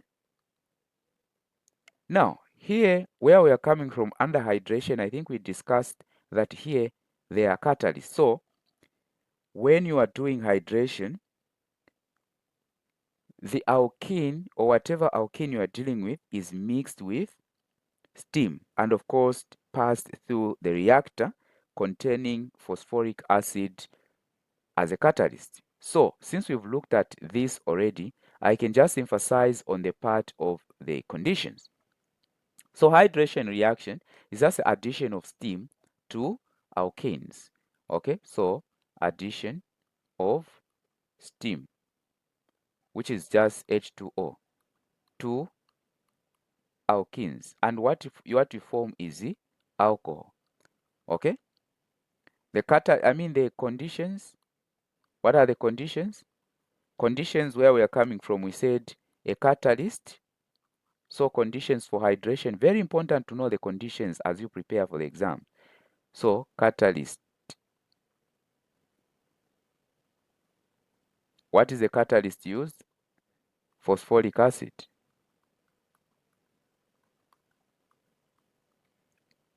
Then, what is the other condition?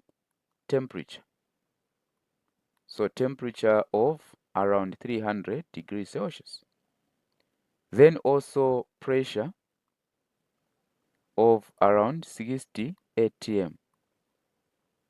60 atm. So these are some of the conditions. So here, what you need to know is alcohol are formed by or can be produced by hydration reaction, where alkenes are reacted with steam and passed through the container or passed through the reactor containing phosphoric acid. In other way, phosphoric acid is a condition, temperature is a condition, and also pressure at which this hydration occurs. So very important to understand this. Questions, they can come in a scheme diagram where you have to identify these reactions, conditions, and all that. So make sure that you also look at the video that I recorded just answering questions. The video is about 3 hours, and I think that is on my trailer. When you just go on my channel, so it's the first video that you're going to see. So that video contained all the questions in organic chemistry, answered most of the questions. Let me see.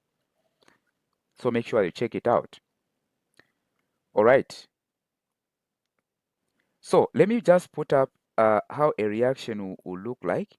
So in the example, you have ethene, okay? Ethene, then plus what? Let me just put maybe the structure. Ethene, otherwise as this, but I'm sure this is just a repetition of what we've looked at. But anyway, we'll go through. So plus what? Water. The conditions are what? Phosphoric acid, temperature of 300 degree, pressure of 60 atm, atmospheric pressure. Then what is formed is ethanol. Ethanol is this. This is what is formed. Okay, that is what forms. All right, the other reaction is fermentation, whereby which alcohol is formed is the fermentation. The question is, what is fermentation? So it's just a chemical, fermentation is just a chemical process in which microorganisms such as yeast, so you can say is a chemical process in which microorganisms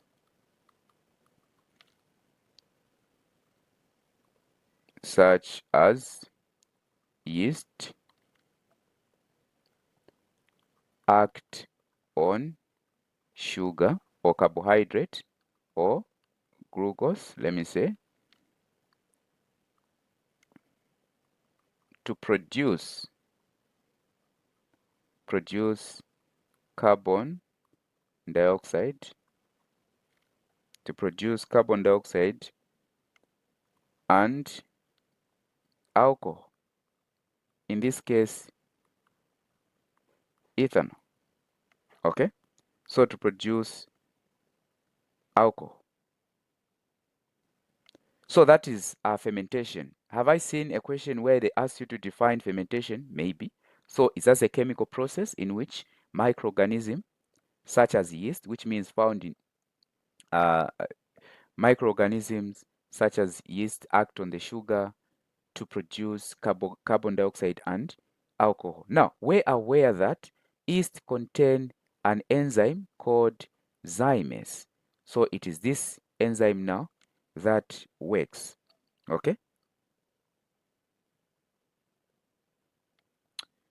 All right. Now, in terms of a diagram, what I've seen in an exam where you are given the diagram.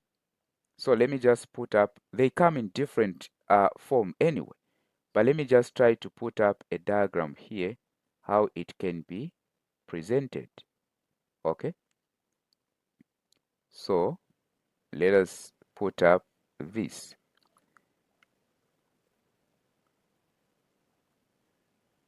As fermentation is occurring.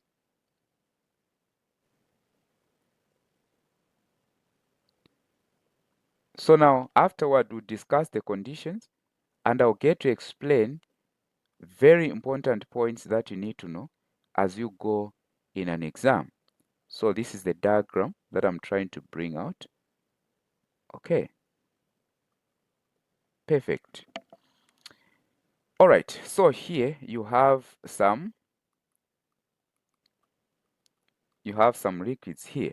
And of course here, let me put lime water. And you need to know the purpose of each of these things that I'm putting. Then here in this vessel, you have the mixture of, so you have yeast plus glucose, then plus glucose solution. So that is what you find here. Now, what happened is that when this mixture, what happened is that the enzyme has the yeast has an enzyme called what? Zymase. It is this zymase that act on the glucose, break it down, and in the process producing what? Alcohol, which is ethanol. Okay, produces ethanol. And of course, water, carbon dioxide. So when this reaction occurs, these are the products that you find. Now, coming to the other things, what is the function of lime water here? So you know that when the reaction occurs, carbon dioxide is produced, and lime water is used to test for carbon dioxide. So the presence of carbon dioxide turn lime water milky. So in other words, lime water can be used to test for carbon dioxide, and that helps us to know that a reaction has occurred. Sometimes in this vessel, they can be added a thermometer. What is the function of a thermometer? Simply to monitor temperature. Because as we look at the conditions, this reaction occurs at a certain temperature. What are the conditions for this reaction? What are the conditions for fermentation? 1. Lack of oxygen. Oxygen is one of the conditions. So no oxygen here. Then temperature of 37 degrees Celsius. Then also, aside from temperature of 37 degrees Celsius, we have a catalyst, which is an enzyme zymase. Okay, so these are the conditions for fermentation to occur, and these are questions that you expect. Okay, so the thermometer, if you find a thermometer, it simply means it is used in monitoring temperature change. So very important to understand all this. What are the uses of alcohol? What are the uses of alcohol? So one of the use of alcohol is used as disinfectant, used as disinfectant. Used as disinfectant. Okay, we can talk of hand sanitizer. So hand sanitizer is one alcohol. Okay, then it is used for heating and lighting. Used as fuel. Used for heating and lighting.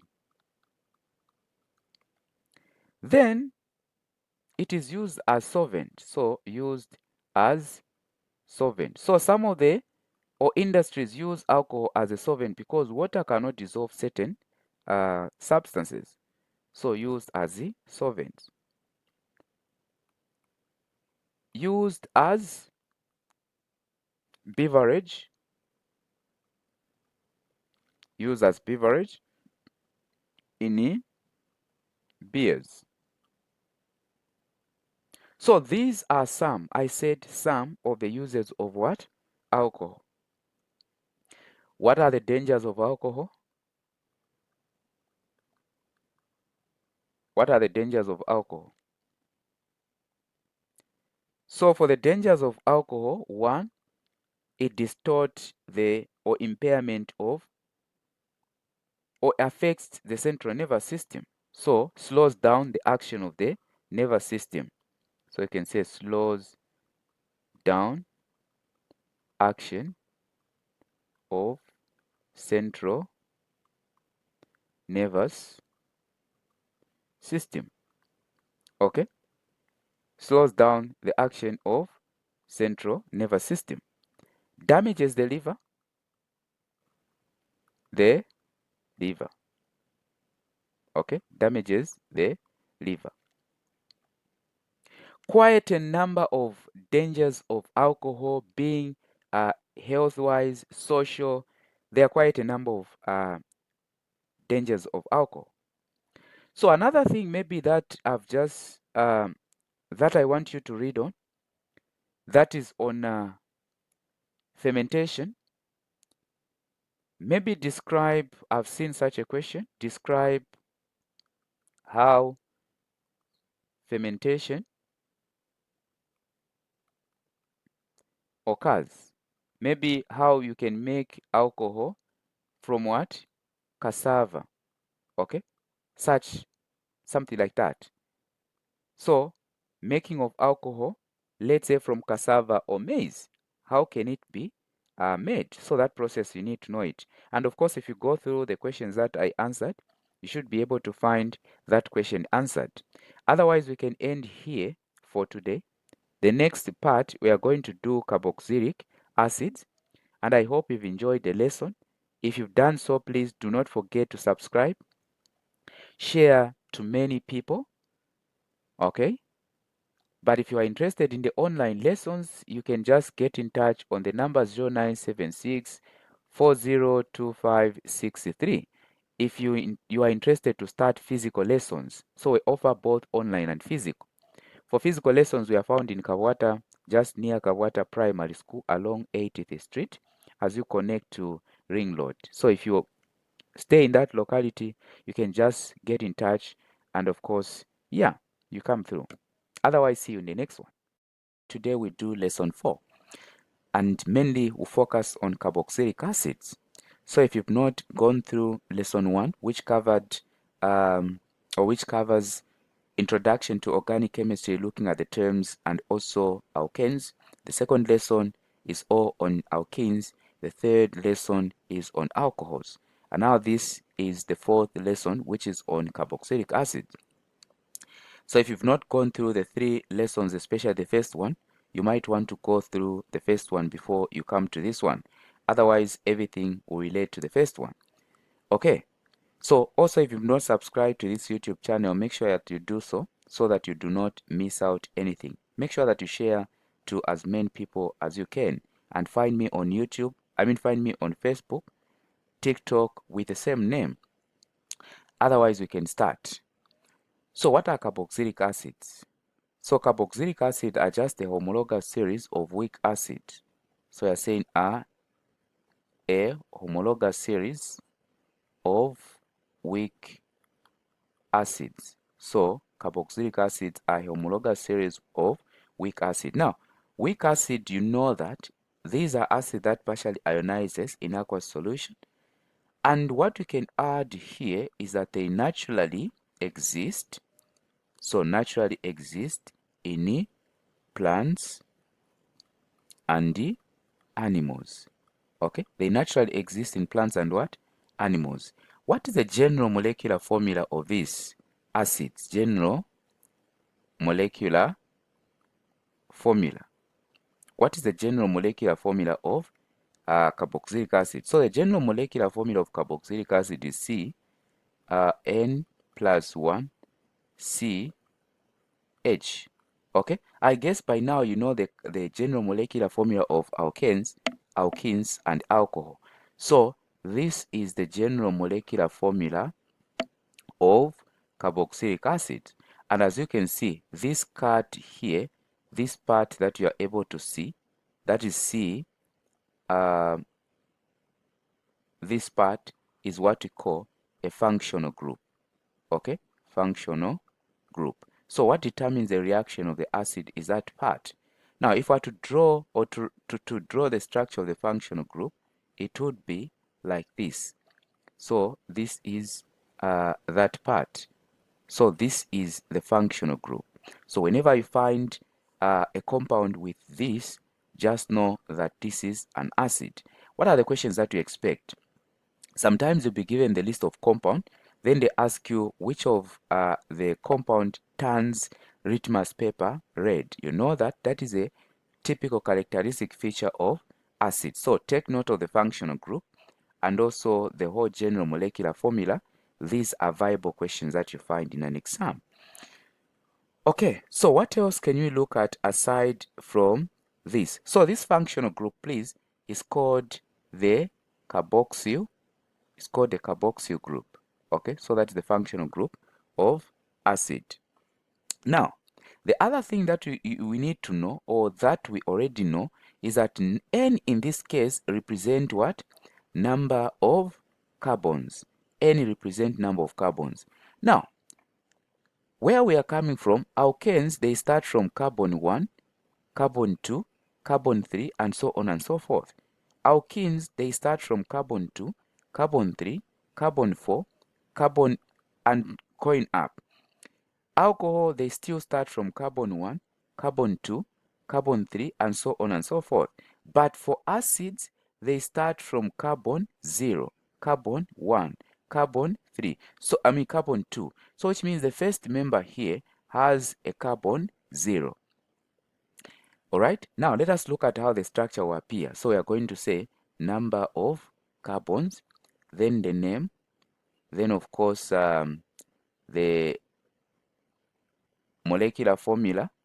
Here I'll write molecular formula. Then we have the structural formula. Okay, so number of carbon 0. The name is methanol. Okay, methanoic acid, methanoic acid. This being the first member, it's called methanoic acid.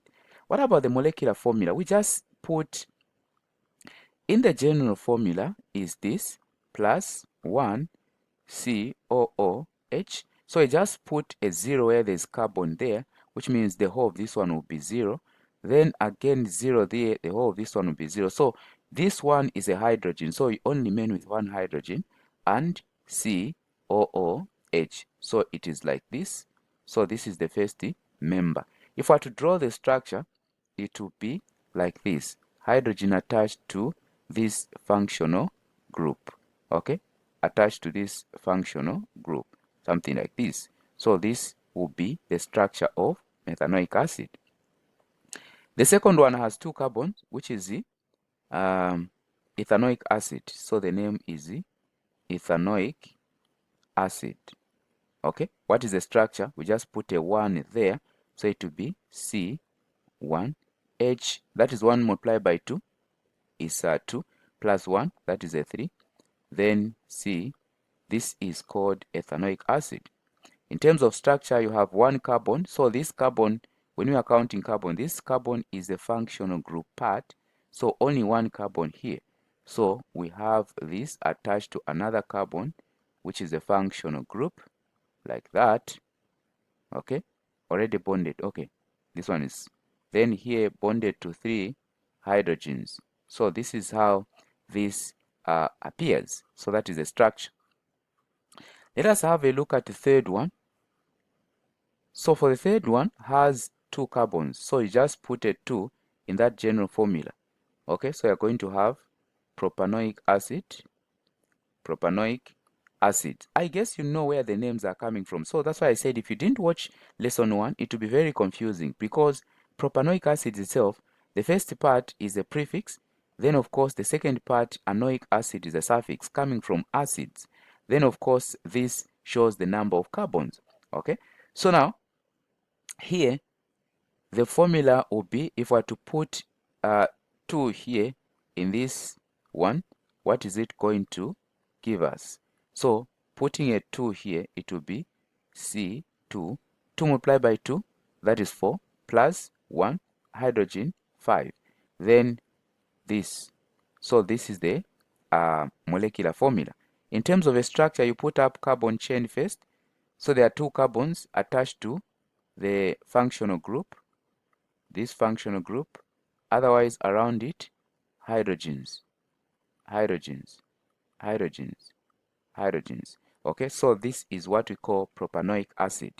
Otherwise, make sure that you draw up to 5, so you can write the ones that remains. Okay, what is the other thing that we need to look at under this one? That we need to look at our preparation of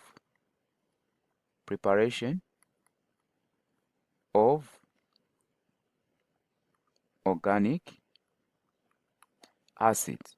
This also, where we are coming from, we discussed this. So organic acids such as ethanoic acid can be prepared by oxidation of ethanol. So when alcohol ethanol is exposed to air, it undergoes oxidation because of the oxygen in the air and result into the formation of ethanoic acid. Where we are coming from, we said this process is slow, so to speed it up, a catalyst can be added, which is potassium dichromate, if you still remember, or potassium permanganate or potassium dichromate can be used as a catalyst. Okay, so take note of that.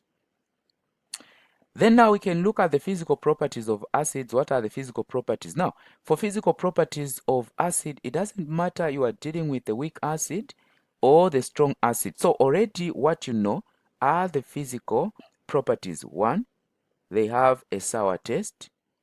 They have a sour taste. That is one of the typical, that is one of the physical property we know. Then what is the other one? Have the pH less than 7. pH less than 7. Turn blue litmus paper red. Turn blue litmus paper red. Okay, these are just some of them. Also, acids are colorless. Okay, these are just some of them, or these are just some of the properties. So please, as you go through this, make sure that you have a lot of properties in your mind. How do they react? We look at the chemical properties. How do they react? What we call the chemical properties. So in terms of reaction, these are acids. So the way acids react is that they react with the 1 bases to form salt and water only. So 1 react with base to form salt and water. only. So pay particular attention here. These reactions, you find them in an exam, okay? Or rather, you find them in the past paper exams. For example, if you have this acid, so I'm giving an example here. If you have this acid, what is the name of this acid? That is ethanoic acid, which is aqueous. When it reacts with sodium hydroxide as a base, which is aqueous. Now, what does it result into? Okay, result into what? So you know that this one, if it was to ionize, it will remain, and you need to know ionization equation of these. Okay, so it is this that react with a sodium in the other part, and this is going to form sodium ethanoate. Okay, so sodium ethanoate otherwise appears like this, then sodium, then plus what? H2O. So react with a base to form salt and water only. All what you need to do is to balance the equation if it's not balanced. Otherwise, that is what you obtain every time an acid react with a what? React with a base. You get, in this case, sodium ethanoate and water. So sodium ethanoate, this one is a salt and water. And in most cases, this equation, I think you don't even need to balance them because they are already balanced. Let me not generalize it that way, but you have to check whether it's balanced or not. Then we know already also that it can react with a carbonate. Now, what does it form when it reacts with a metal carbonate? So it can react with carbonates to form three things: salt, carbon dioxide, and water. Okay, so let us have a look at this example. We are still using ethanoic acid, which is aqueous, react with calcium carbonate, which is the calcium carbonate, which is the solid. Now, what does it form? What does it form? So this is going to form that is this compound,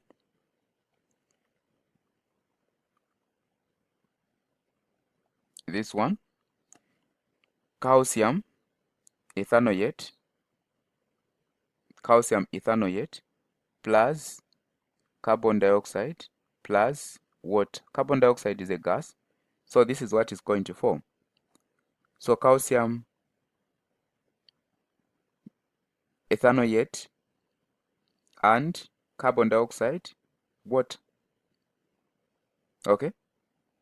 Now, the other reaction that alcohol undergo is that react with, the other reaction that acid undergo is that they react with alcohol to form esters. Okay. So our next target, we are going to look at what? Esters. Make sure that you attend the next lesson. Otherwise, this is what we need to know about carboxylic acid. Quite a short part, but make sure that you understand each and every concept, because when you start looking at esters, I think it will get interesting. We need to know everything that we need to have every information that we've ever learned under carboxylic acids. Okay, we've come to the end of the lesson. So for those who are interested to join our online lessons, you can just contact 0976 402563. We also offer physical lessons. We are found in Kabwata, just near Kabwata Primary School along 80th Street as you connect to Ring Road. So you can still get in touch if you want to come to our physical location. Otherwise, waiting to see you in class and see you in the next one. A warm welcome to this platform. So we continue looking at organic chemistry. This is lesson 5. Lesson 1 covered the introduction looking at the terms under organic chemistry as well as alkanes. The second lesson, the focus was on alkenes. The third lesson, we looked at alcohols. Then the fourth lessons, we are just looking at carboxylic acids. In this one, we focus on esters. So to have an understanding on this part, make sure that you review or you look at lesson 1 to lesson 4 because everything is connected.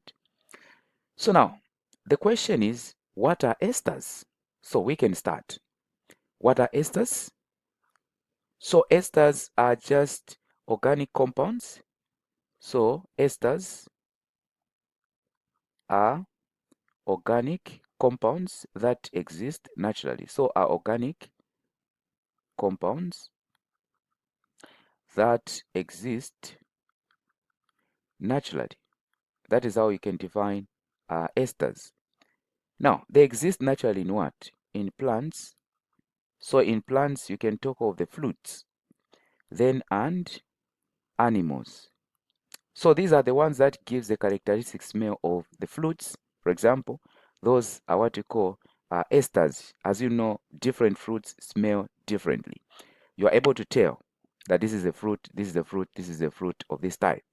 Then also in animals, in fats, okay? So they exist naturally in plants and the animals. But esters can be synthesized at laboratory level. Although they exist naturally, they can also be synthesized. So we can say esters can also be synthesized in the laboratory. Now, how can they be synthesized? By reacting alcohol and carboxylic acid. That is how they can be what? They can be made. Okay. So, what else do we need to know about this one? So the other thing that we need to know is the formation of esters. Since we are saying they are formed by reacting alcohol, so we can say alcohol plus or and carboxylic acids. What you're going to form is an ester and water. So that is what is formed. So when an acid reacts with a carboxylic acid, what is formed is water. I mean ester and water only. So here we want to look at the formation of an ester. So we are going to react. I say, for example, let's say we have the simplest alcohol, which is methanol. Now the structure for methanol, this is the first alcohol in the series. So the structure is this one. I mean the molecular formula is that one. Then for carboxylic acid, we look at methanoic acid. Methanoic acid, the structure, this is the first one in the series as well. It has 0 carbon. As you know, acids start from number 0, 1, 2, and so on and so forth. So now what is going to form here is an ester. But to write the molecular formula of an ester, let me give it in terms of a structure first. You see how the reactions occurs. So you have OH this side, then of course hydrogen, 3 of them, like this. So this is how it appears in terms of structure. Now this one is reacting with the acid. Let me put the functional group first. So I'll put the functional group first, which means this part first is the one that I will draw so that they are facing each other like this. This is the functional group. Then this hydrogen, I will turn it the other side. Okay? In other words, I've started with COOH.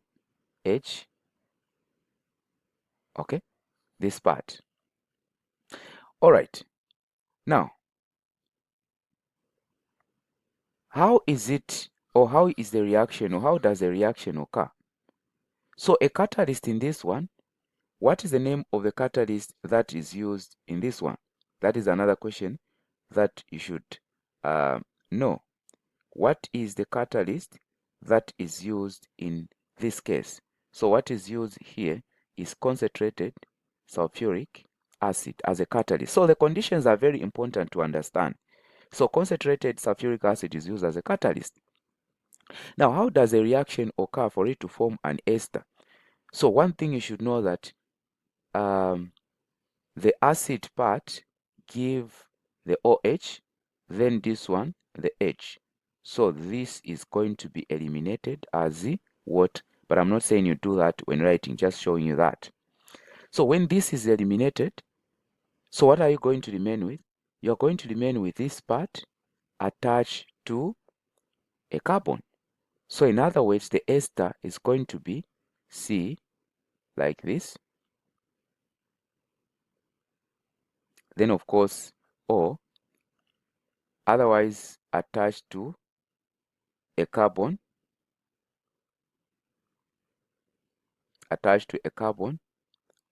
like this. So this is an ester. This is an ester that is going to form. Now, plus water, please, or ester and water. What is the name of the ester? So we come back to the naming. So this is called methanol, as we know. This is called methanoic acid. Okay. Now, where we are coming from, or let me just not go there. This that you are seeing as the ester, the first part comes from the alcohol. So you remove the whole of this part of the alcohol, then you add YL.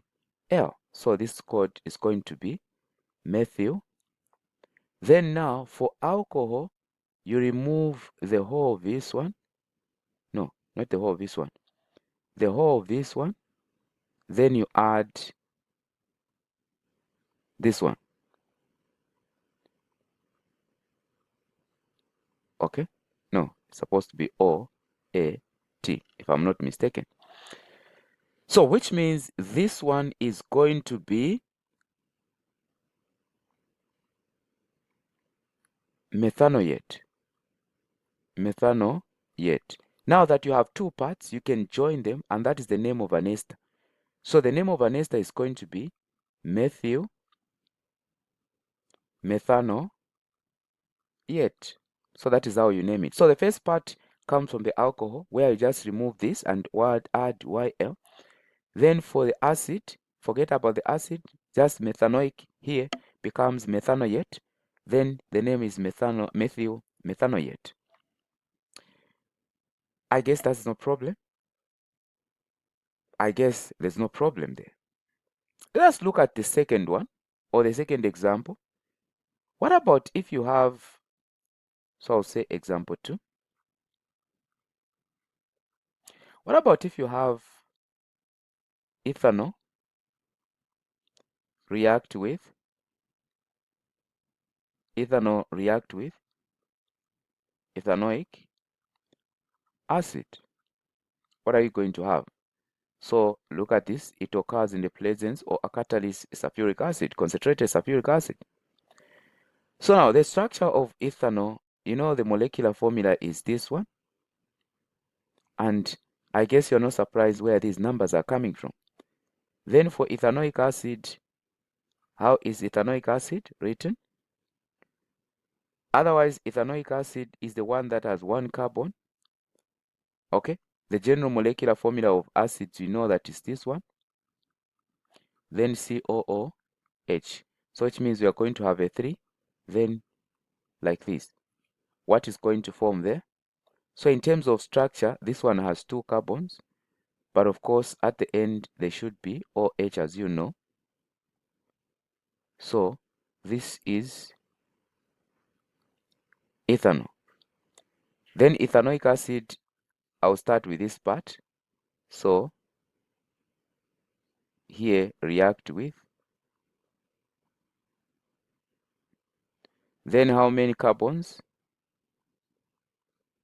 1 and 3 hydrogens. Okay. So now we have this methanoic acid reacting with this one. What did we say? The acid contribute OH. then the alcohol just H. So water is eliminated here. So we are going to have this whole structure, which is 2 carbons,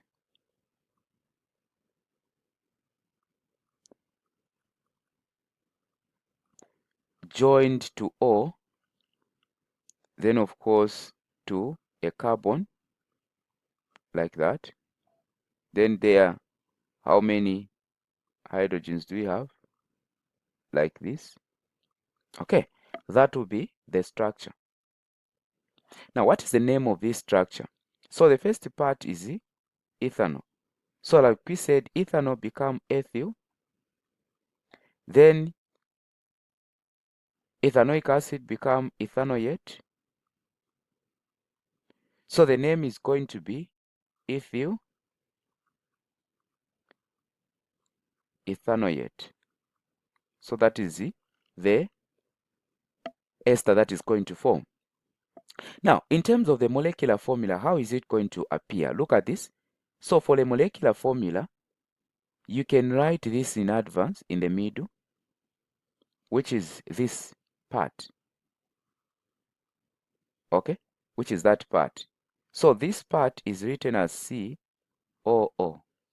Okay, now you join these other parts now. So this is the center part. If you want to write the name, so I can put, or mean the molecular formula, I can put COO. Then what is behind it? We have a carbon, hydrogen 2. Okay, then we have another one, hydrogen 3. So in other words, you can even get this one. How many carbons? So carbons, there are 2. How many hydrogens? 1, 2, 3, 4, 5, which is the H5, like this.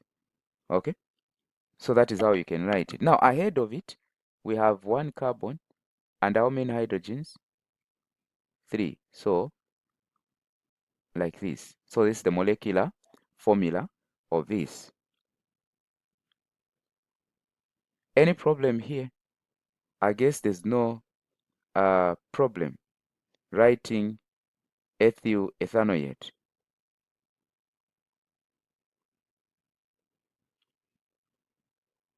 Okay, let us have one more. Let me say this time around you have let me use which one? Ethanol react with propanoic acid. What is going to form? Now, ethanol, the structure is, it has 2 carbon, please. So this is the structure of ethanol. So these are very important when it comes to writing the structure for the ester. Then ethanoic acid, propanoic acid has 2 carbons. So from the general formula, 2N plus 1. So has 2 carbons, which means you put a 2 there, it's going to be a 2. Then 2 multiplied by 2 plus 1 to be H5. Then of course CH. So what is it going to form? So now let us look at it. I should have put this one in terms of structure as well. So 2 carbons. And let me start with this. Okay. So the structure for this one is C, or I should have written CH5 COOH. Then this one also I put it in terms of CH5OH. So now when this react, what is it going to form?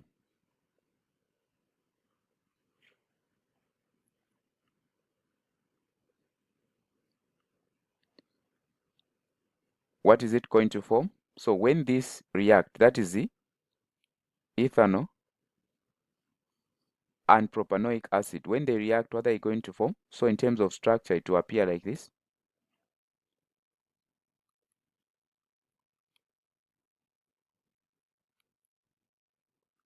So these are hydrogen around. Then this one react with, I'll start with this. So this is going to be like this. Then how many carbons? Hydrogen. So this is how it appears. That is propanoic acid. This part goes this. So water is eliminated. What is going to form? This is ethyl. This is propanoate. By now we know. So the name is going to be ethyl propanoate. The first name comes from the alcohol. The second name from the acid. So we are going to have this structure. So the first part here, 2 carbons.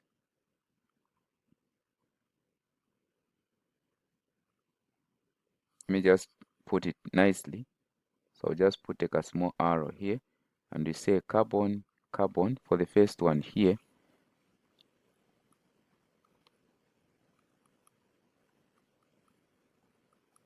That. Then O connected to what? Connected to a carbon. Then how many carbons afterward? 2 carbons. So please put the hydrogens around. So hydrogen there, hydrogen there, hydrogen there, and also the end part hydrogen. So this is going to be the structure. Now, what about the molecular formula? So I said easy to start with this. So you write COO. Then now behind it, what is there? 2 carbon, 5 hydrogens. So C2H5. Then ahead of it, 2 carbons, 5 hydrogen as well. So it's going to be, so this is the molecular formula, otherwise known as ethyl propanoate. Is there any problem up to this point? So what is important here is be able to write the molecular formula of the structure that you are given, and also be able to draw the structure formula. Also be able to write the reaction, this presenting it in this form, showing what is eliminated. So please, there's water at the end there. That is what is important here, and also be able to name. And when you are given the name, you should be able to tell what were the reactant. For example, if you are given ethyl butanoate, for me, I know that the first part, the alcohol was ethanol, and the second part, the acid was butanoic acid. I think it's as easy as that. So the first part comes from the alcohol, the second part comes from the acid. I guess we have no problem up to this point. Now, let us have a look at the chemical properties of esters. What are the chemical properties? So, chemical properties of esters. What are the chemical properties? 1, they undergo hydrolysis. They undergo hydrolysis. They undergo hydrolysis. Okay, so hydrolysis is just the addition of, okay, so hydrolysis, you add water, which means you are breaking them. We are breaking the ester. So when you break down the ester, you know that water is lost when forming ester. So when you add water, in other words, hydrolysis results into formation of the acid and the alcohol. You are just breaking the molecules that reacted. So now hydrolysis, this process can also be used in making of soap. So hydrolysis to make soap, and this is when it occurs in the presence of a base. So hydrolysis simply adding water to break the ester into its individual component, but when it is done in presence of the base, it is called saponification, the process that is used to make soap. So that is about hydrolysis. Then the other one, esters also undergo combustion. Esters undergo combustion. Now, in the full supply of oxygen, what is formed, is carbon dioxide and water. So ester undergo combustion. So have a look at some more chemical properties of these esters. But we can end by looking at the uses of esters. What are the uses of esters? 1. Esters are used to make artificial flavors. So we can say used to make artificial flavors such as spice and all that. So they are used to make artificial flavors and of course other essences that are used in the food. Aside from that, they're used in making of perfumes. So used in making of perfume. So the question, sometimes you find the question such as, let's say you are given the list of the compounds, then they ask you which one is used in the making of perfume. So you should be able to tell that this is an ester, and you know the structure of an ester. You should be able to identify this is an ester, and of course this one is the one that is used. Aside from that, they are used in making of plastics, used in making of plastics. What is the other one? They are used in making of soap and detergents. So used in making of soap and detergents. What are some of the uses? So be able to list them in the comment section. List as many as you can. Otherwise, there are a lot of uses that we can look at. So this brings us to the end of the part esters. The next part that we're looking at, we'll start looking at macromolecules, where we are going to discuss polymers, that is synthetic and natural polymers. Under synthetic polymers, we'll get to look at polymerization, that is synthetic polymerization, that is additional polymerization. Then examples here, we'll look at nylon and terylene. Then, of course, under natural, we'll look at proteins, carbohydrates, and fats, and we'll get to relate the natural and the synthetic. We should be done with the topic. Thank you very much for staying up to this point. So please, if you are interested to join us for online lessons, you can just get in touch on the number 09762563. If you are interested to come for physical lessons, we are found in Kabwata, just near Kabwata Primary School. So if you stay in that area, you can get in touch, and of course we can give you direction. Otherwise, see you in the next one. A warm welcome to this platform. So we continue with organic chemistry. This is our lesson number 6, and in this one we focus on macromolecules. So we are going to focus on macromolecules, everything around this part. So the first part, let us know what macromolecules are.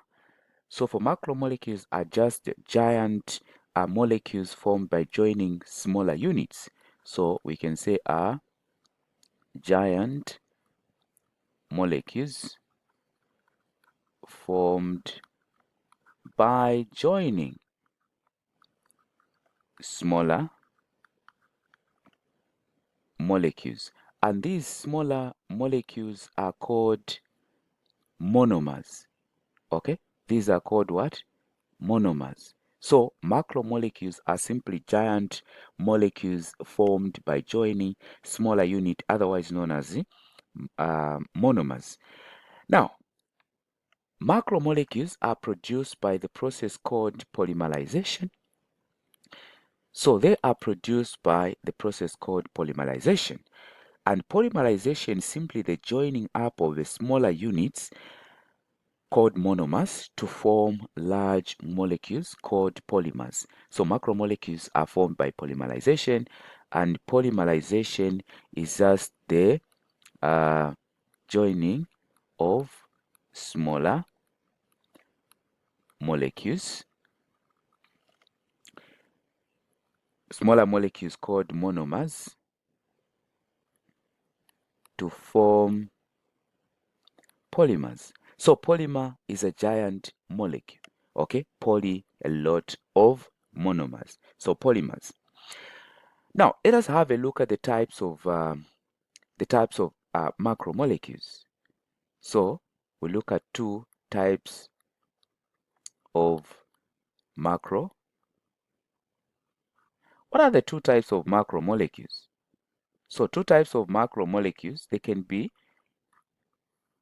put as one. We have the synthetic. So macromolecules, they say they are called polymers. So in other words, here we can say two types of what? Two types of polymers.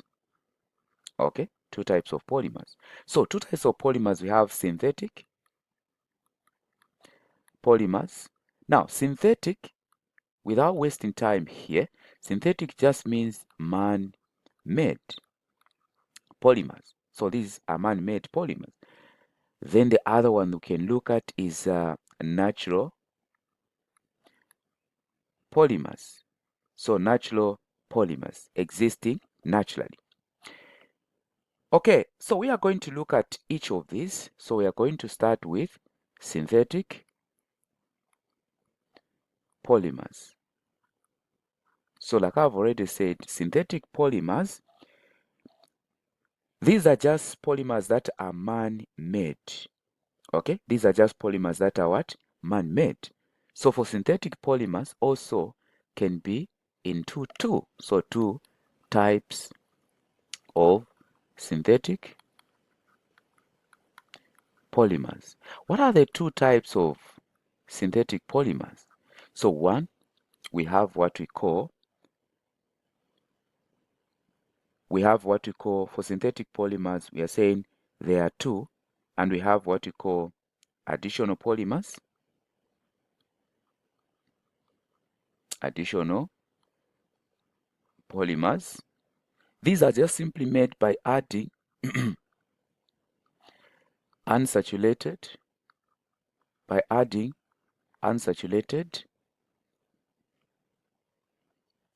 compounds, or I can be specific and say by adding unsaturated molecules.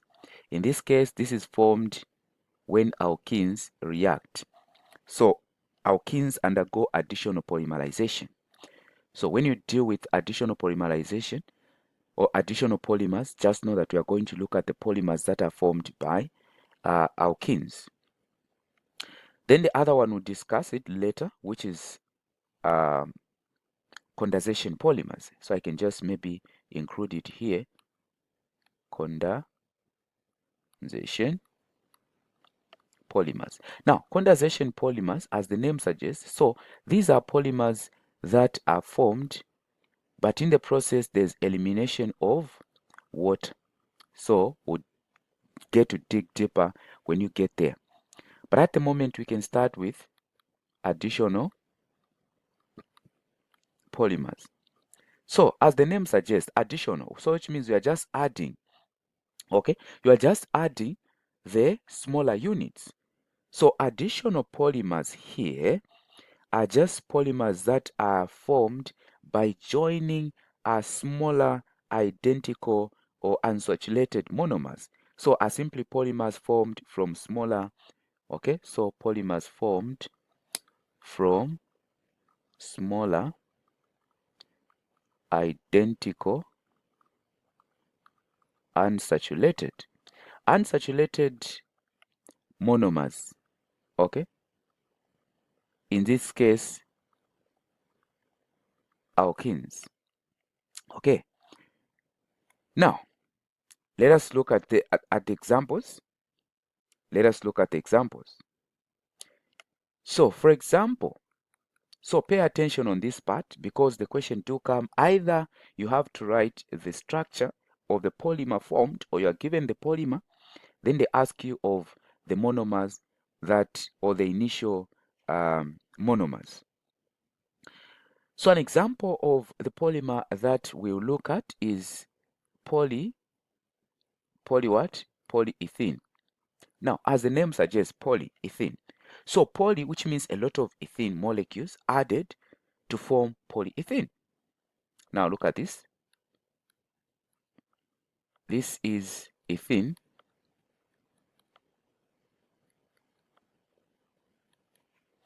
then another ethene,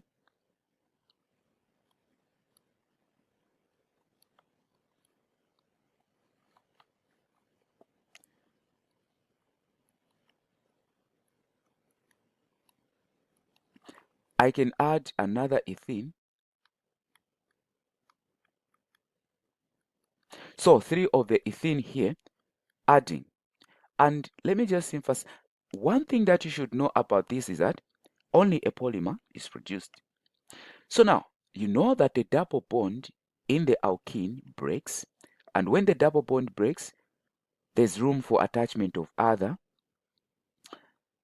atoms. So this one is going to attach to this. So the double bond, when double bond breaks, is going to attach to this, also that one to that. So you're going to have a polymer with 3 subunits. So 3 subunits, they have 6 carbons. So I can draw the carbons joined with the single bonds. These are 5 of them. So 1, 2, 3, 4, 5, 6. Then I can leave a space at the end. All these parts occupied by hydrogen, hydrogen, hydrogen, even down there, hydrogen, hydrogen, hydrogen. Okay, so this is what we call polyethene. And in this case, I'm showing how many? 3 subunits. So sometimes you'll be taught specific number of subunit to show. In general,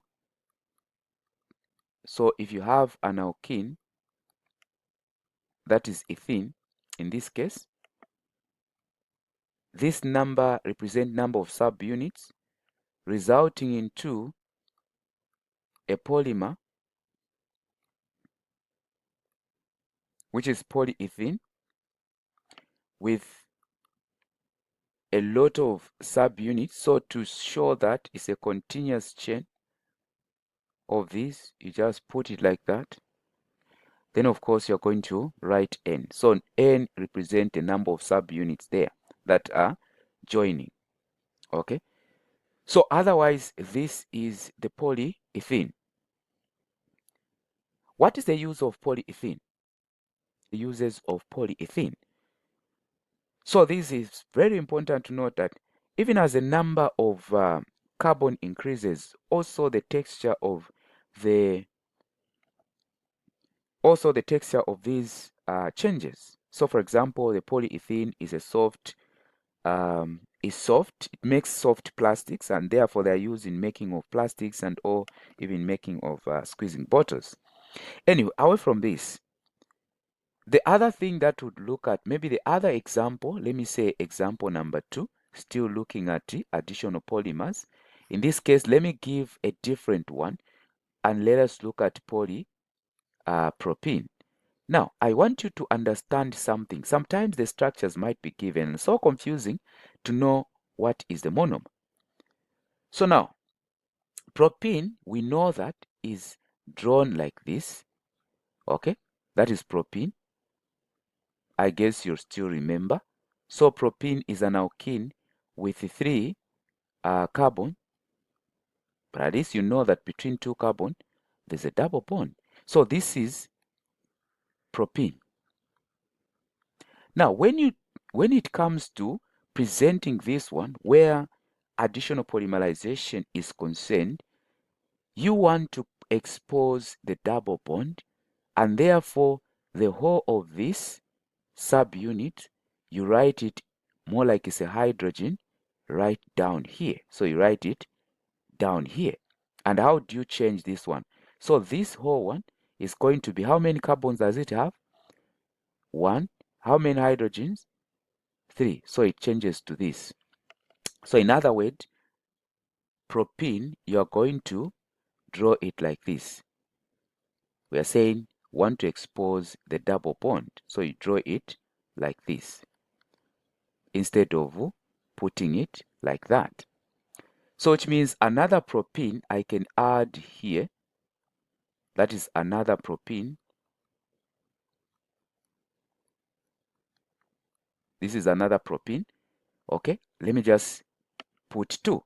So now when the double bond here break, when the double bond break here, there's going to be room for attachment of other atoms. So this is how it is going to be. So which means the polymer in the straight chain will have 4 carbons like this. Then don't forget this, you leave it open.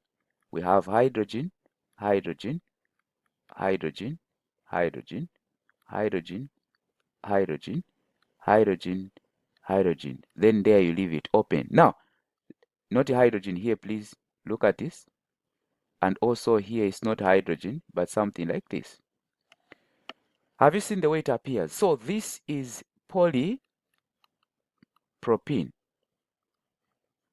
This is polypropene. How many subunits here? 2 units. Okay. Now, sometimes you might be given something like this. Let me put the same one. You might be given this instead of writing the polymer. So you are given the polymer, the same one. Okay. I want you to understand something, especially on how you determine the subunit. Okay. If you are given the polymer, how do you determine the monomer? So here it is. Now, if I ask you, what is the initial polymer? I mean, what the initial monomer? You have to cut this into 2 and just consider this one and count the number of carbons. So number of carbons, we have 1, 2, including this one, you count it. So 3. You know that alkenes are the ones that are form these polymers. So already you know that it was an alkene that reacted. But what is the name of the alkene with 3 carbon? And that is propene. Okay. Now, what about if you are given something like this as a polymer? Let me say something like this. No. Something like this. Then here we have C3. And there you have C3. Hydrogen. Hydrogen. Then, okay, let me put it like this. There you have also C3. Hydrogen. Hydrogen. CH3. CH3. Hydrogen. How many are these? 1, 2, 3, 4, 5, 6. Okay, so you have hydrogen, CH3. Then the question is, from which monomer, or what is the monomer of, what was the initial, the initial monomer for this one? Or what is the monomer from which this polymer was formed? So now what do you do? Like I said, the strategy is to cut these into 2 carbons, 2 carbons, because you said when forming these, always you expose the double bond. So no matter how long the chain is, you're going to orient it where you expose the double bond. So only 2 carbons here. Then now, whatever remains can be up or down. So that is your target. So when you cut one of the piece here, which is CH3, carbon, then carbon, again CH3, you are going to count the number of carbons. How many are they? So number of carbons, we have 1, 2, 3, 4. So this was butene. Okay, this was what? Butene. So the subunit was butene. Now, if you are to look at it, it was a butene like this, which means this side there's a hydrogen here, a carbon that is like this, because the double bond is in the middle. This is what it means. Then butene, is it 4 carbon? 1, 2, 3, 4. Yeah, like this. Then here also like that. So it was this double bond here, that is 2. It was this double bond here. So which means this one was just written down like that. And also this one was written down like that. So forming this that you are seeing. But otherwise, that is how you identify it, or how that is how you identify the monomer. So very important that, because these questions are some of the questions that you find. So that is how you can look at it. I guess you've gotten a thing here. Okay. Do we need to look at more here? What about we look at another example here of an additional polymer. This time around, we look at PVC. So PVC, so example number 3 for the polymer, additional polymer. So we look at PVC, polyvinyl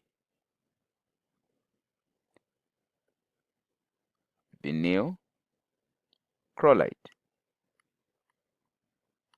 otherwise PVC.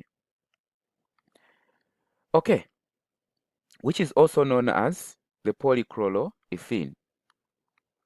Polychloroethene. This is polychloroethene, please. How about this one? So for this one, the structure is this one. Okay, so it just have a choline in it, like this. Then plus another chloroethene.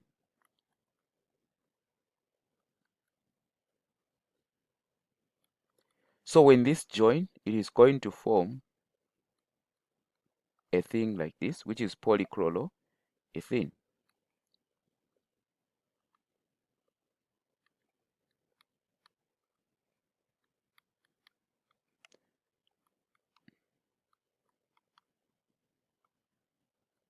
Okay, so this is an important polymer, which is called polychloroethene,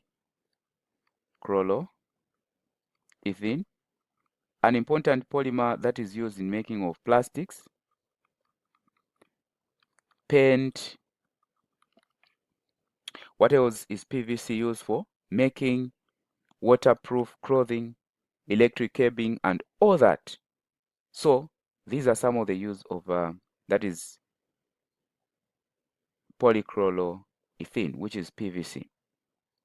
All right, you should be able to look at also classification of plastics. So make sure that you look at this part. Otherwise, we can look at the other type of synthetic polymers, which are condensation polymers.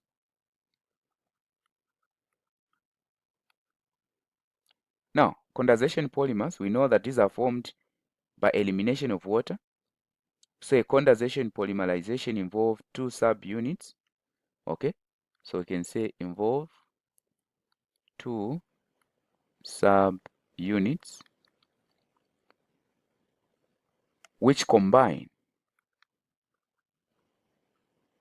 to form a polymer,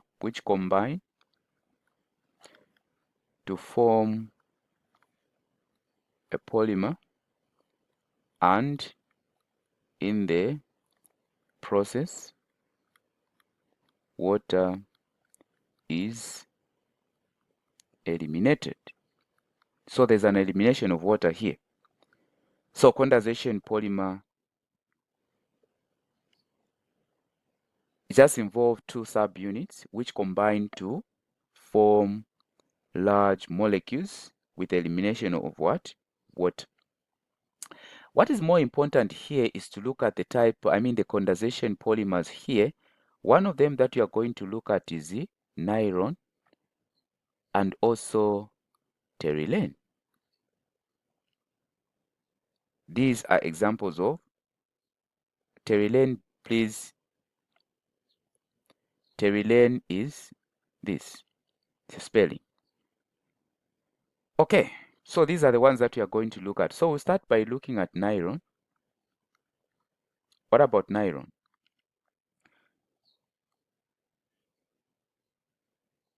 So Niron, what is important here is the monomers that are formed. So Niron is a tough material. And in this case, like I said, what are the monomers? So Niron, we can say, is a polymer of two different monomers. So Niron is a polymer of two different monomers. Like I said, pay attention to the monomers. Diamine, that is diamine. Otherwise, in terms of structure, we just put it like this. So diamine, which means it has an amine group. Let me just put, it has an amine group. Amine group is this one. Now, in terms of structure, we can draw it like this because sometimes you'll be asked to draw the monomers of this. So diamine is like this.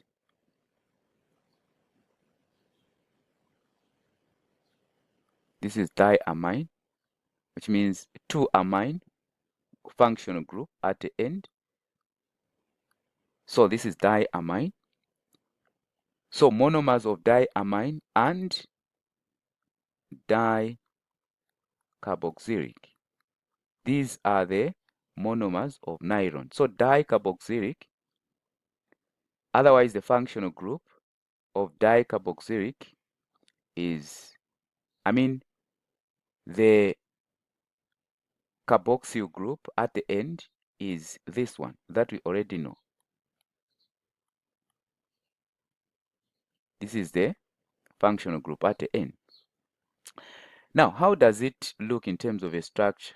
So let me just put a different part here. So it looks like this.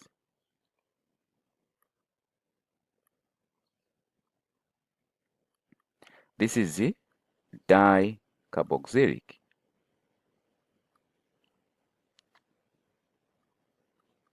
So it is this and this that react to form Niron. So let us look at how we can put them. So we have this. I'll start with amine.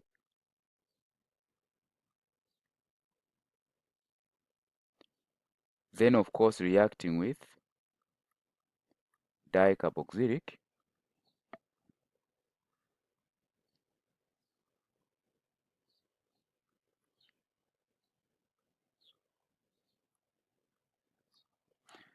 Okay, so here I can put another functional group here,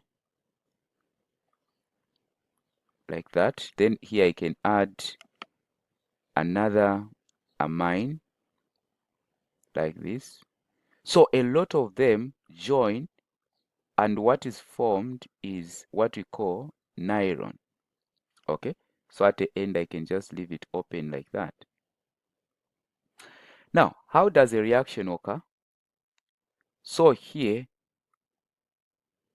the reaction, how it occurs, this hydrogen together with OH there is eliminated as water. Also here, that water is produced. That is condensation reaction. Now, how does the structure appears when they join? So it is this part that joins to the carbon there. Also, this part joins to there. Let me just try to draw how the structure appears. So we are using this. Okay, I'll use different colors, so it is going to appear like this. I can put the hydrogen down like that, then connected to what? Connected to this, then another one we can connect it there, which is like this.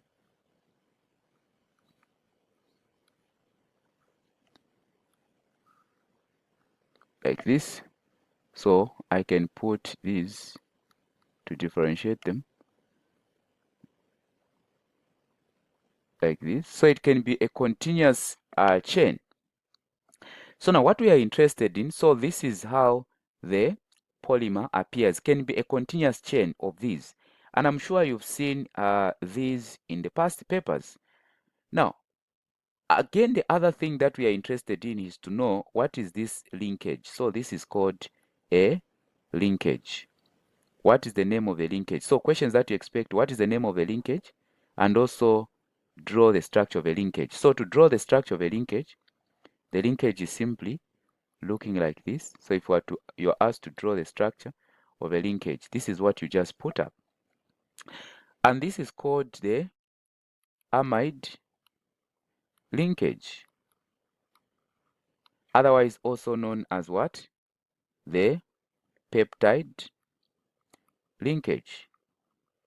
And now, very important to understand is that on the natural polymers, we are going to find another one that has this kind of a linkage. So take note of it, amide linkage. As we go on, make sure that you come back to this one.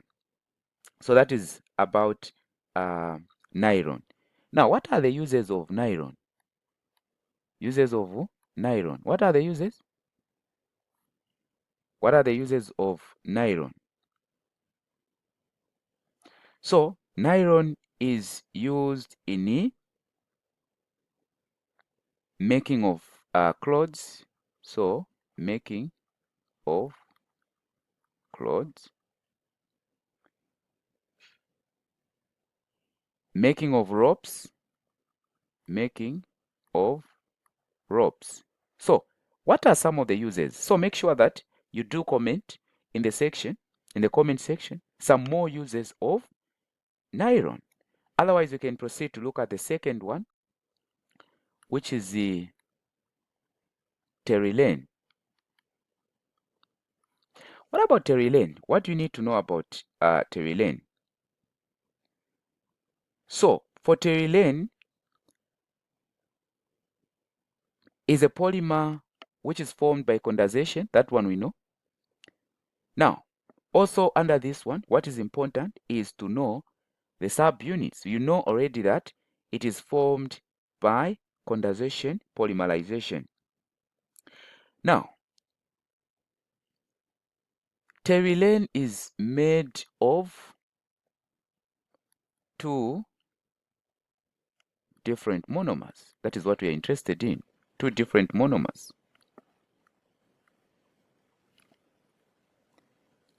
of hydroxyl,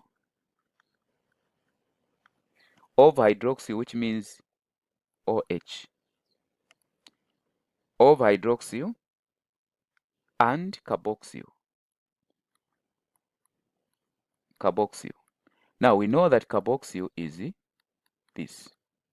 So terylene is made of two different monomers of hydroxyl and carboxyl.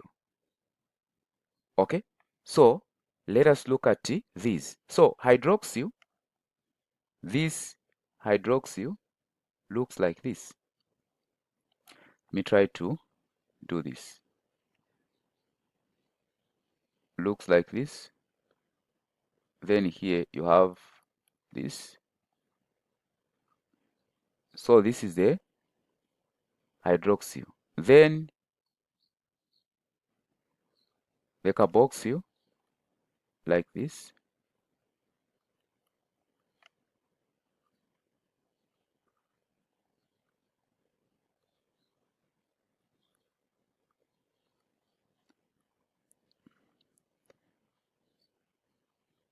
Like this.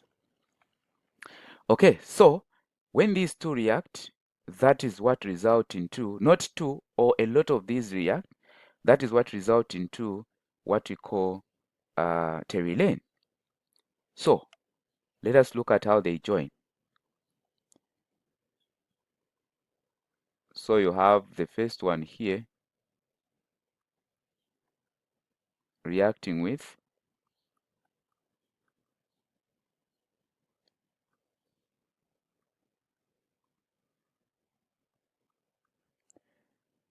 Then, of course, like this. Another one here.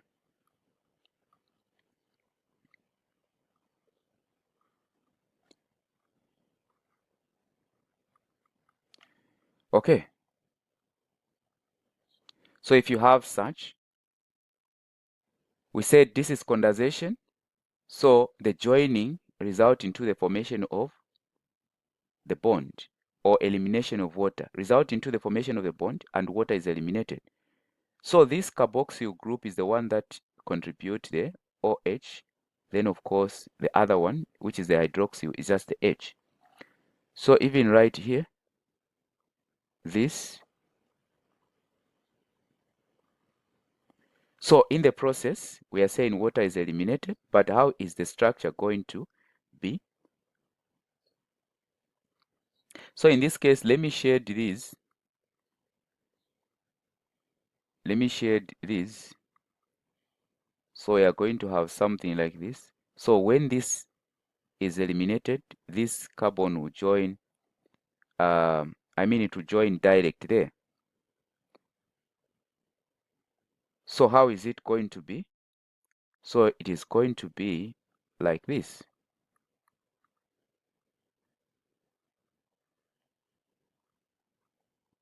And I hope everyone here is following.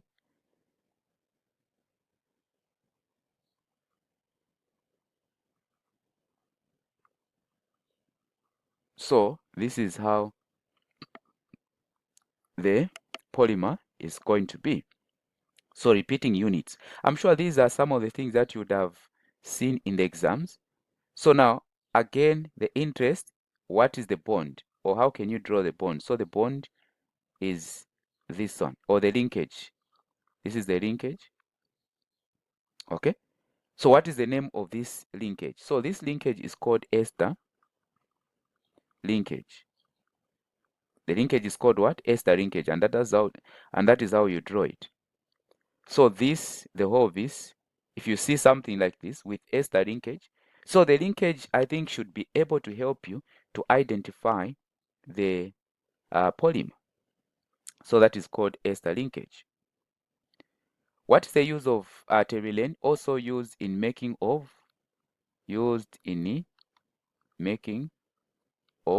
clothes. It's also used in making of clothes. Aside from that, can be turned into. Okay, so this is just the same as clothes. Can be turned into the fabric that can be used to make clothes. So find out some more uses of this and also be able to contribute. Now, we continue, and the other thing that we can look at here is pollution caused by polymers. What are the pollution caused by polymers? So one of the pollution caused by these is air pollution. How does they cause air pollution? We said these are plastics, okay, or they are used in making of plastics. So let us imagine the plastics. How are they recycled? Some resort to burning them, and when they are burned, they produce the smoke that contain some harmful gases. As a result, they cause air pollution. When the plastics are dumped on the environment or just on land, causes land pollution. But one of the major pollution here, we can talk of air pollutions as we try to recycle them. So that is another thing that you need to look at. Now, what are the advantages? What are the good part of having synthesized or synthetic polymers? What are the advantages of synthetic polymers? One, they are durable. Okay, they are durable, easy to use, light. They are thermal and electric insulators. They are flexible to use, as I've already said. So these are some of the advantages. But again, you can look at the disadvantages, the bad part of these, or the disadvantages of the synthetic polymers. One, they are non-biodegradable. Non-biodegradable. Now, I've seen a question here, what it means by non-biodegradable. What does it mean, non-biodegradable? It means they cannot be decomposed by bacteria. So they are non-biodegradable because they cannot be decomposed by bacteria. Okay, that is one disadvantage. Then when they are burned, it produces pollutants, so they pollute air when burned. So another disadvantages. And why people resort to burning these, we said because they are difficult to recycle.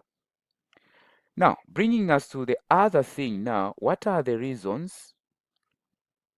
What are the reasons for recycling these molecules? What are the reasons for recycling plastics? What are the reasons for recycling, which means reusing them? Why not burning them? Why not burying them? So, one of the reasons for recycling is that they are difficult to dispose of. They are difficult to dispose of. They are difficult to dispose of. So, you resort to reusing them. Okay. I think that is the main. Okay. What could be other reasons for recycling these plastics? The other reason why the other reason for recycling is because I think I said this already. We are saying they are difficult to dispose of, and also we don't want to burn them because they'll cause air pollution. We don't want to throw them out. They'll cause land pollution or water pollution yet. So those, if you think in those lines, then it's just okay. Okay, I think that is where we can end in terms of synthetic polymers. What we can look at now are natural polymers.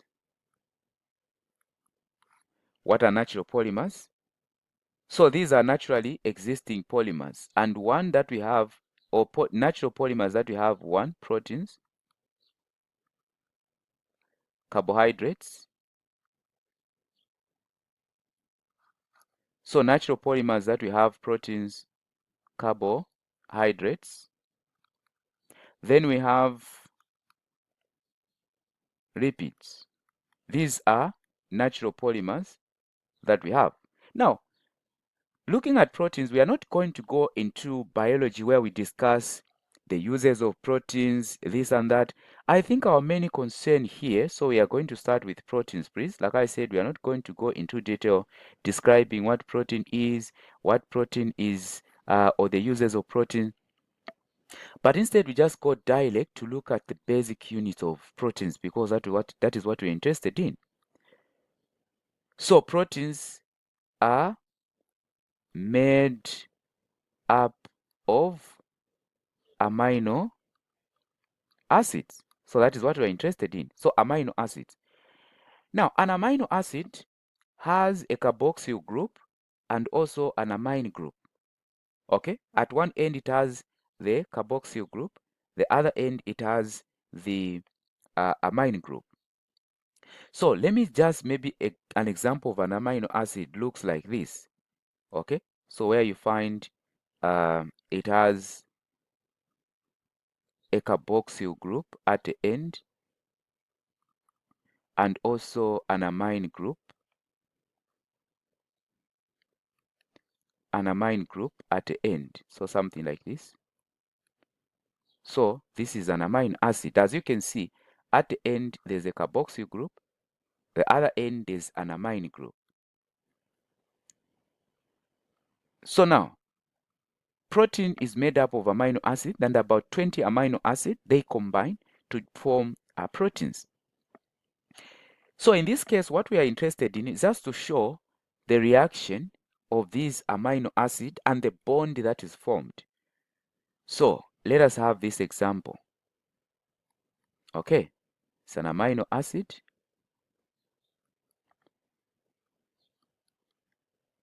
So joining with another amino acid. So a lot of amino acid, when they join, they form a protein.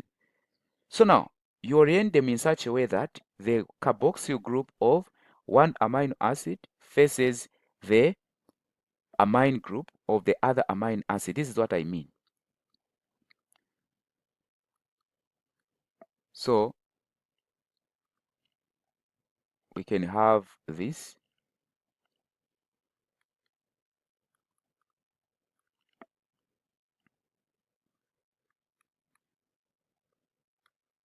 Okay.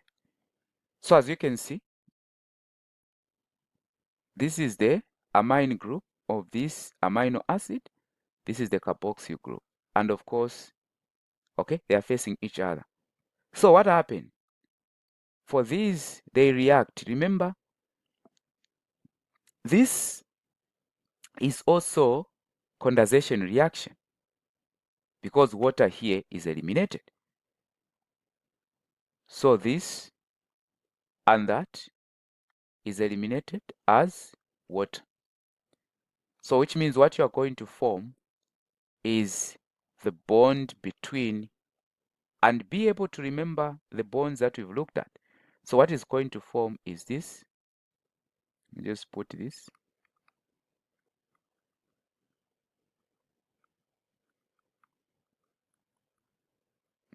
So here that part goes. So you are remaining with this, then attached to this. So you're going to have this. Then of course I can put the hydrogen like that. Can put this, that. Then we have something like this. So now, what bond is here? So the bond that you are able to, or that you should be able to see, is this one. And what is the name of this bond? Remember where we are coming from. This is an amide. Not the bond, please, but the linkage. This is an amide what? Linkage. Or peptide linkage. You remember which synthetic polymer or artificial polymer had this? Which synthetic polymer had the same bond as this? Those are the questions that you expect. Okay, so if you look at it, if I were to go back and just to check, I underlined it at some point, not this one. Where is it? Amide linkage. So this one was on iron. If you look at this, does it look the same as the one that we are dealing with? This one, of course. So nylon as a synthetic has the same linkage with proteins. So take note of that. All right. Let us look at lipids. What about lipids? What are the subunits? So lipid is made up of fat, acids, and glycerol. So these are the subunits, fat acid and what? Glycerol. Now, in terms of a structure, it appears like this, fat acid and glycerol, and also pay attention to the what? The bond. So, like this.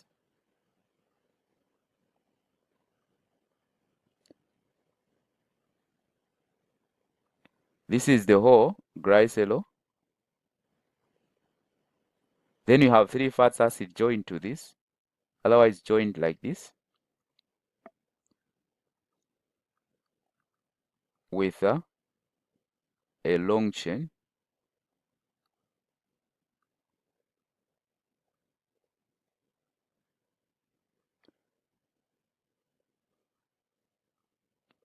something like this. So now pay attention to so that is a fat acid, or that is a lipid. So a lipid is made up of glycerol and fat acids. So these are fat acids. Also, this is a fat acid. That is a fat acid attached to the what? The glycerol. Now, what is the bond? The bond that is there is this one. And which one on the synthetic has the same bond as this one? So if we are to look at this, the one that has that bond is this one, which is the pterylene. So on the synthetic, synthetic is pterylene, has the same bond as lipids. So these questions are the ones that you expect. So take note of that. We can end by looking at carbohydrates. What about carbohydrates? So carbohydrates, what are the polymers for this? What are the monomers for this? What are the monomers for carbohydrates? So carbohydrate is made up of glucose. Okay, let me say repeating units of glucose. Repeating units of glucose. So now you have a glucose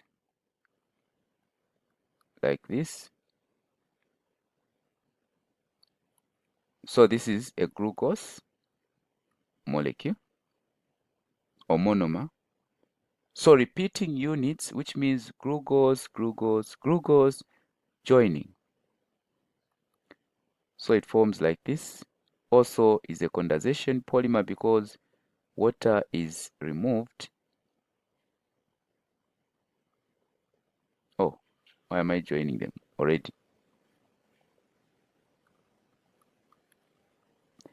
So when you find this structure that I'm going to draw in an exam, just know that that is glucose. I think glucose is different from all. You will be able to, carbohydrates, you'll be able to identify them easily. So now what happens? So here they join.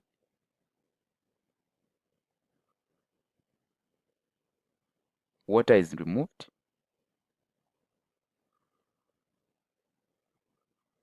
Water is removed.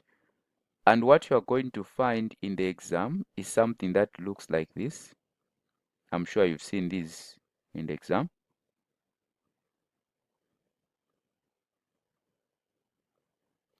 Continuous chain like this, but at least you have an idea of what I mean. So this is called carbohydrate.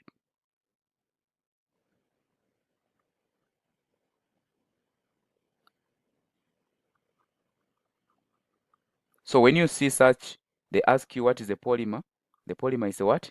The carbohydrate. Now, what is the monomer from which, or draw the monomer from which it is coming from? So to draw the monomer, you just put up this. This is the monomer. I guess you've gotten that. So a monomer, where it is coming from, the structure is this. Then the polymer that comes out looks like that. And the polymer is called carbohydrates. And by what process is it formed? Condensation reaction.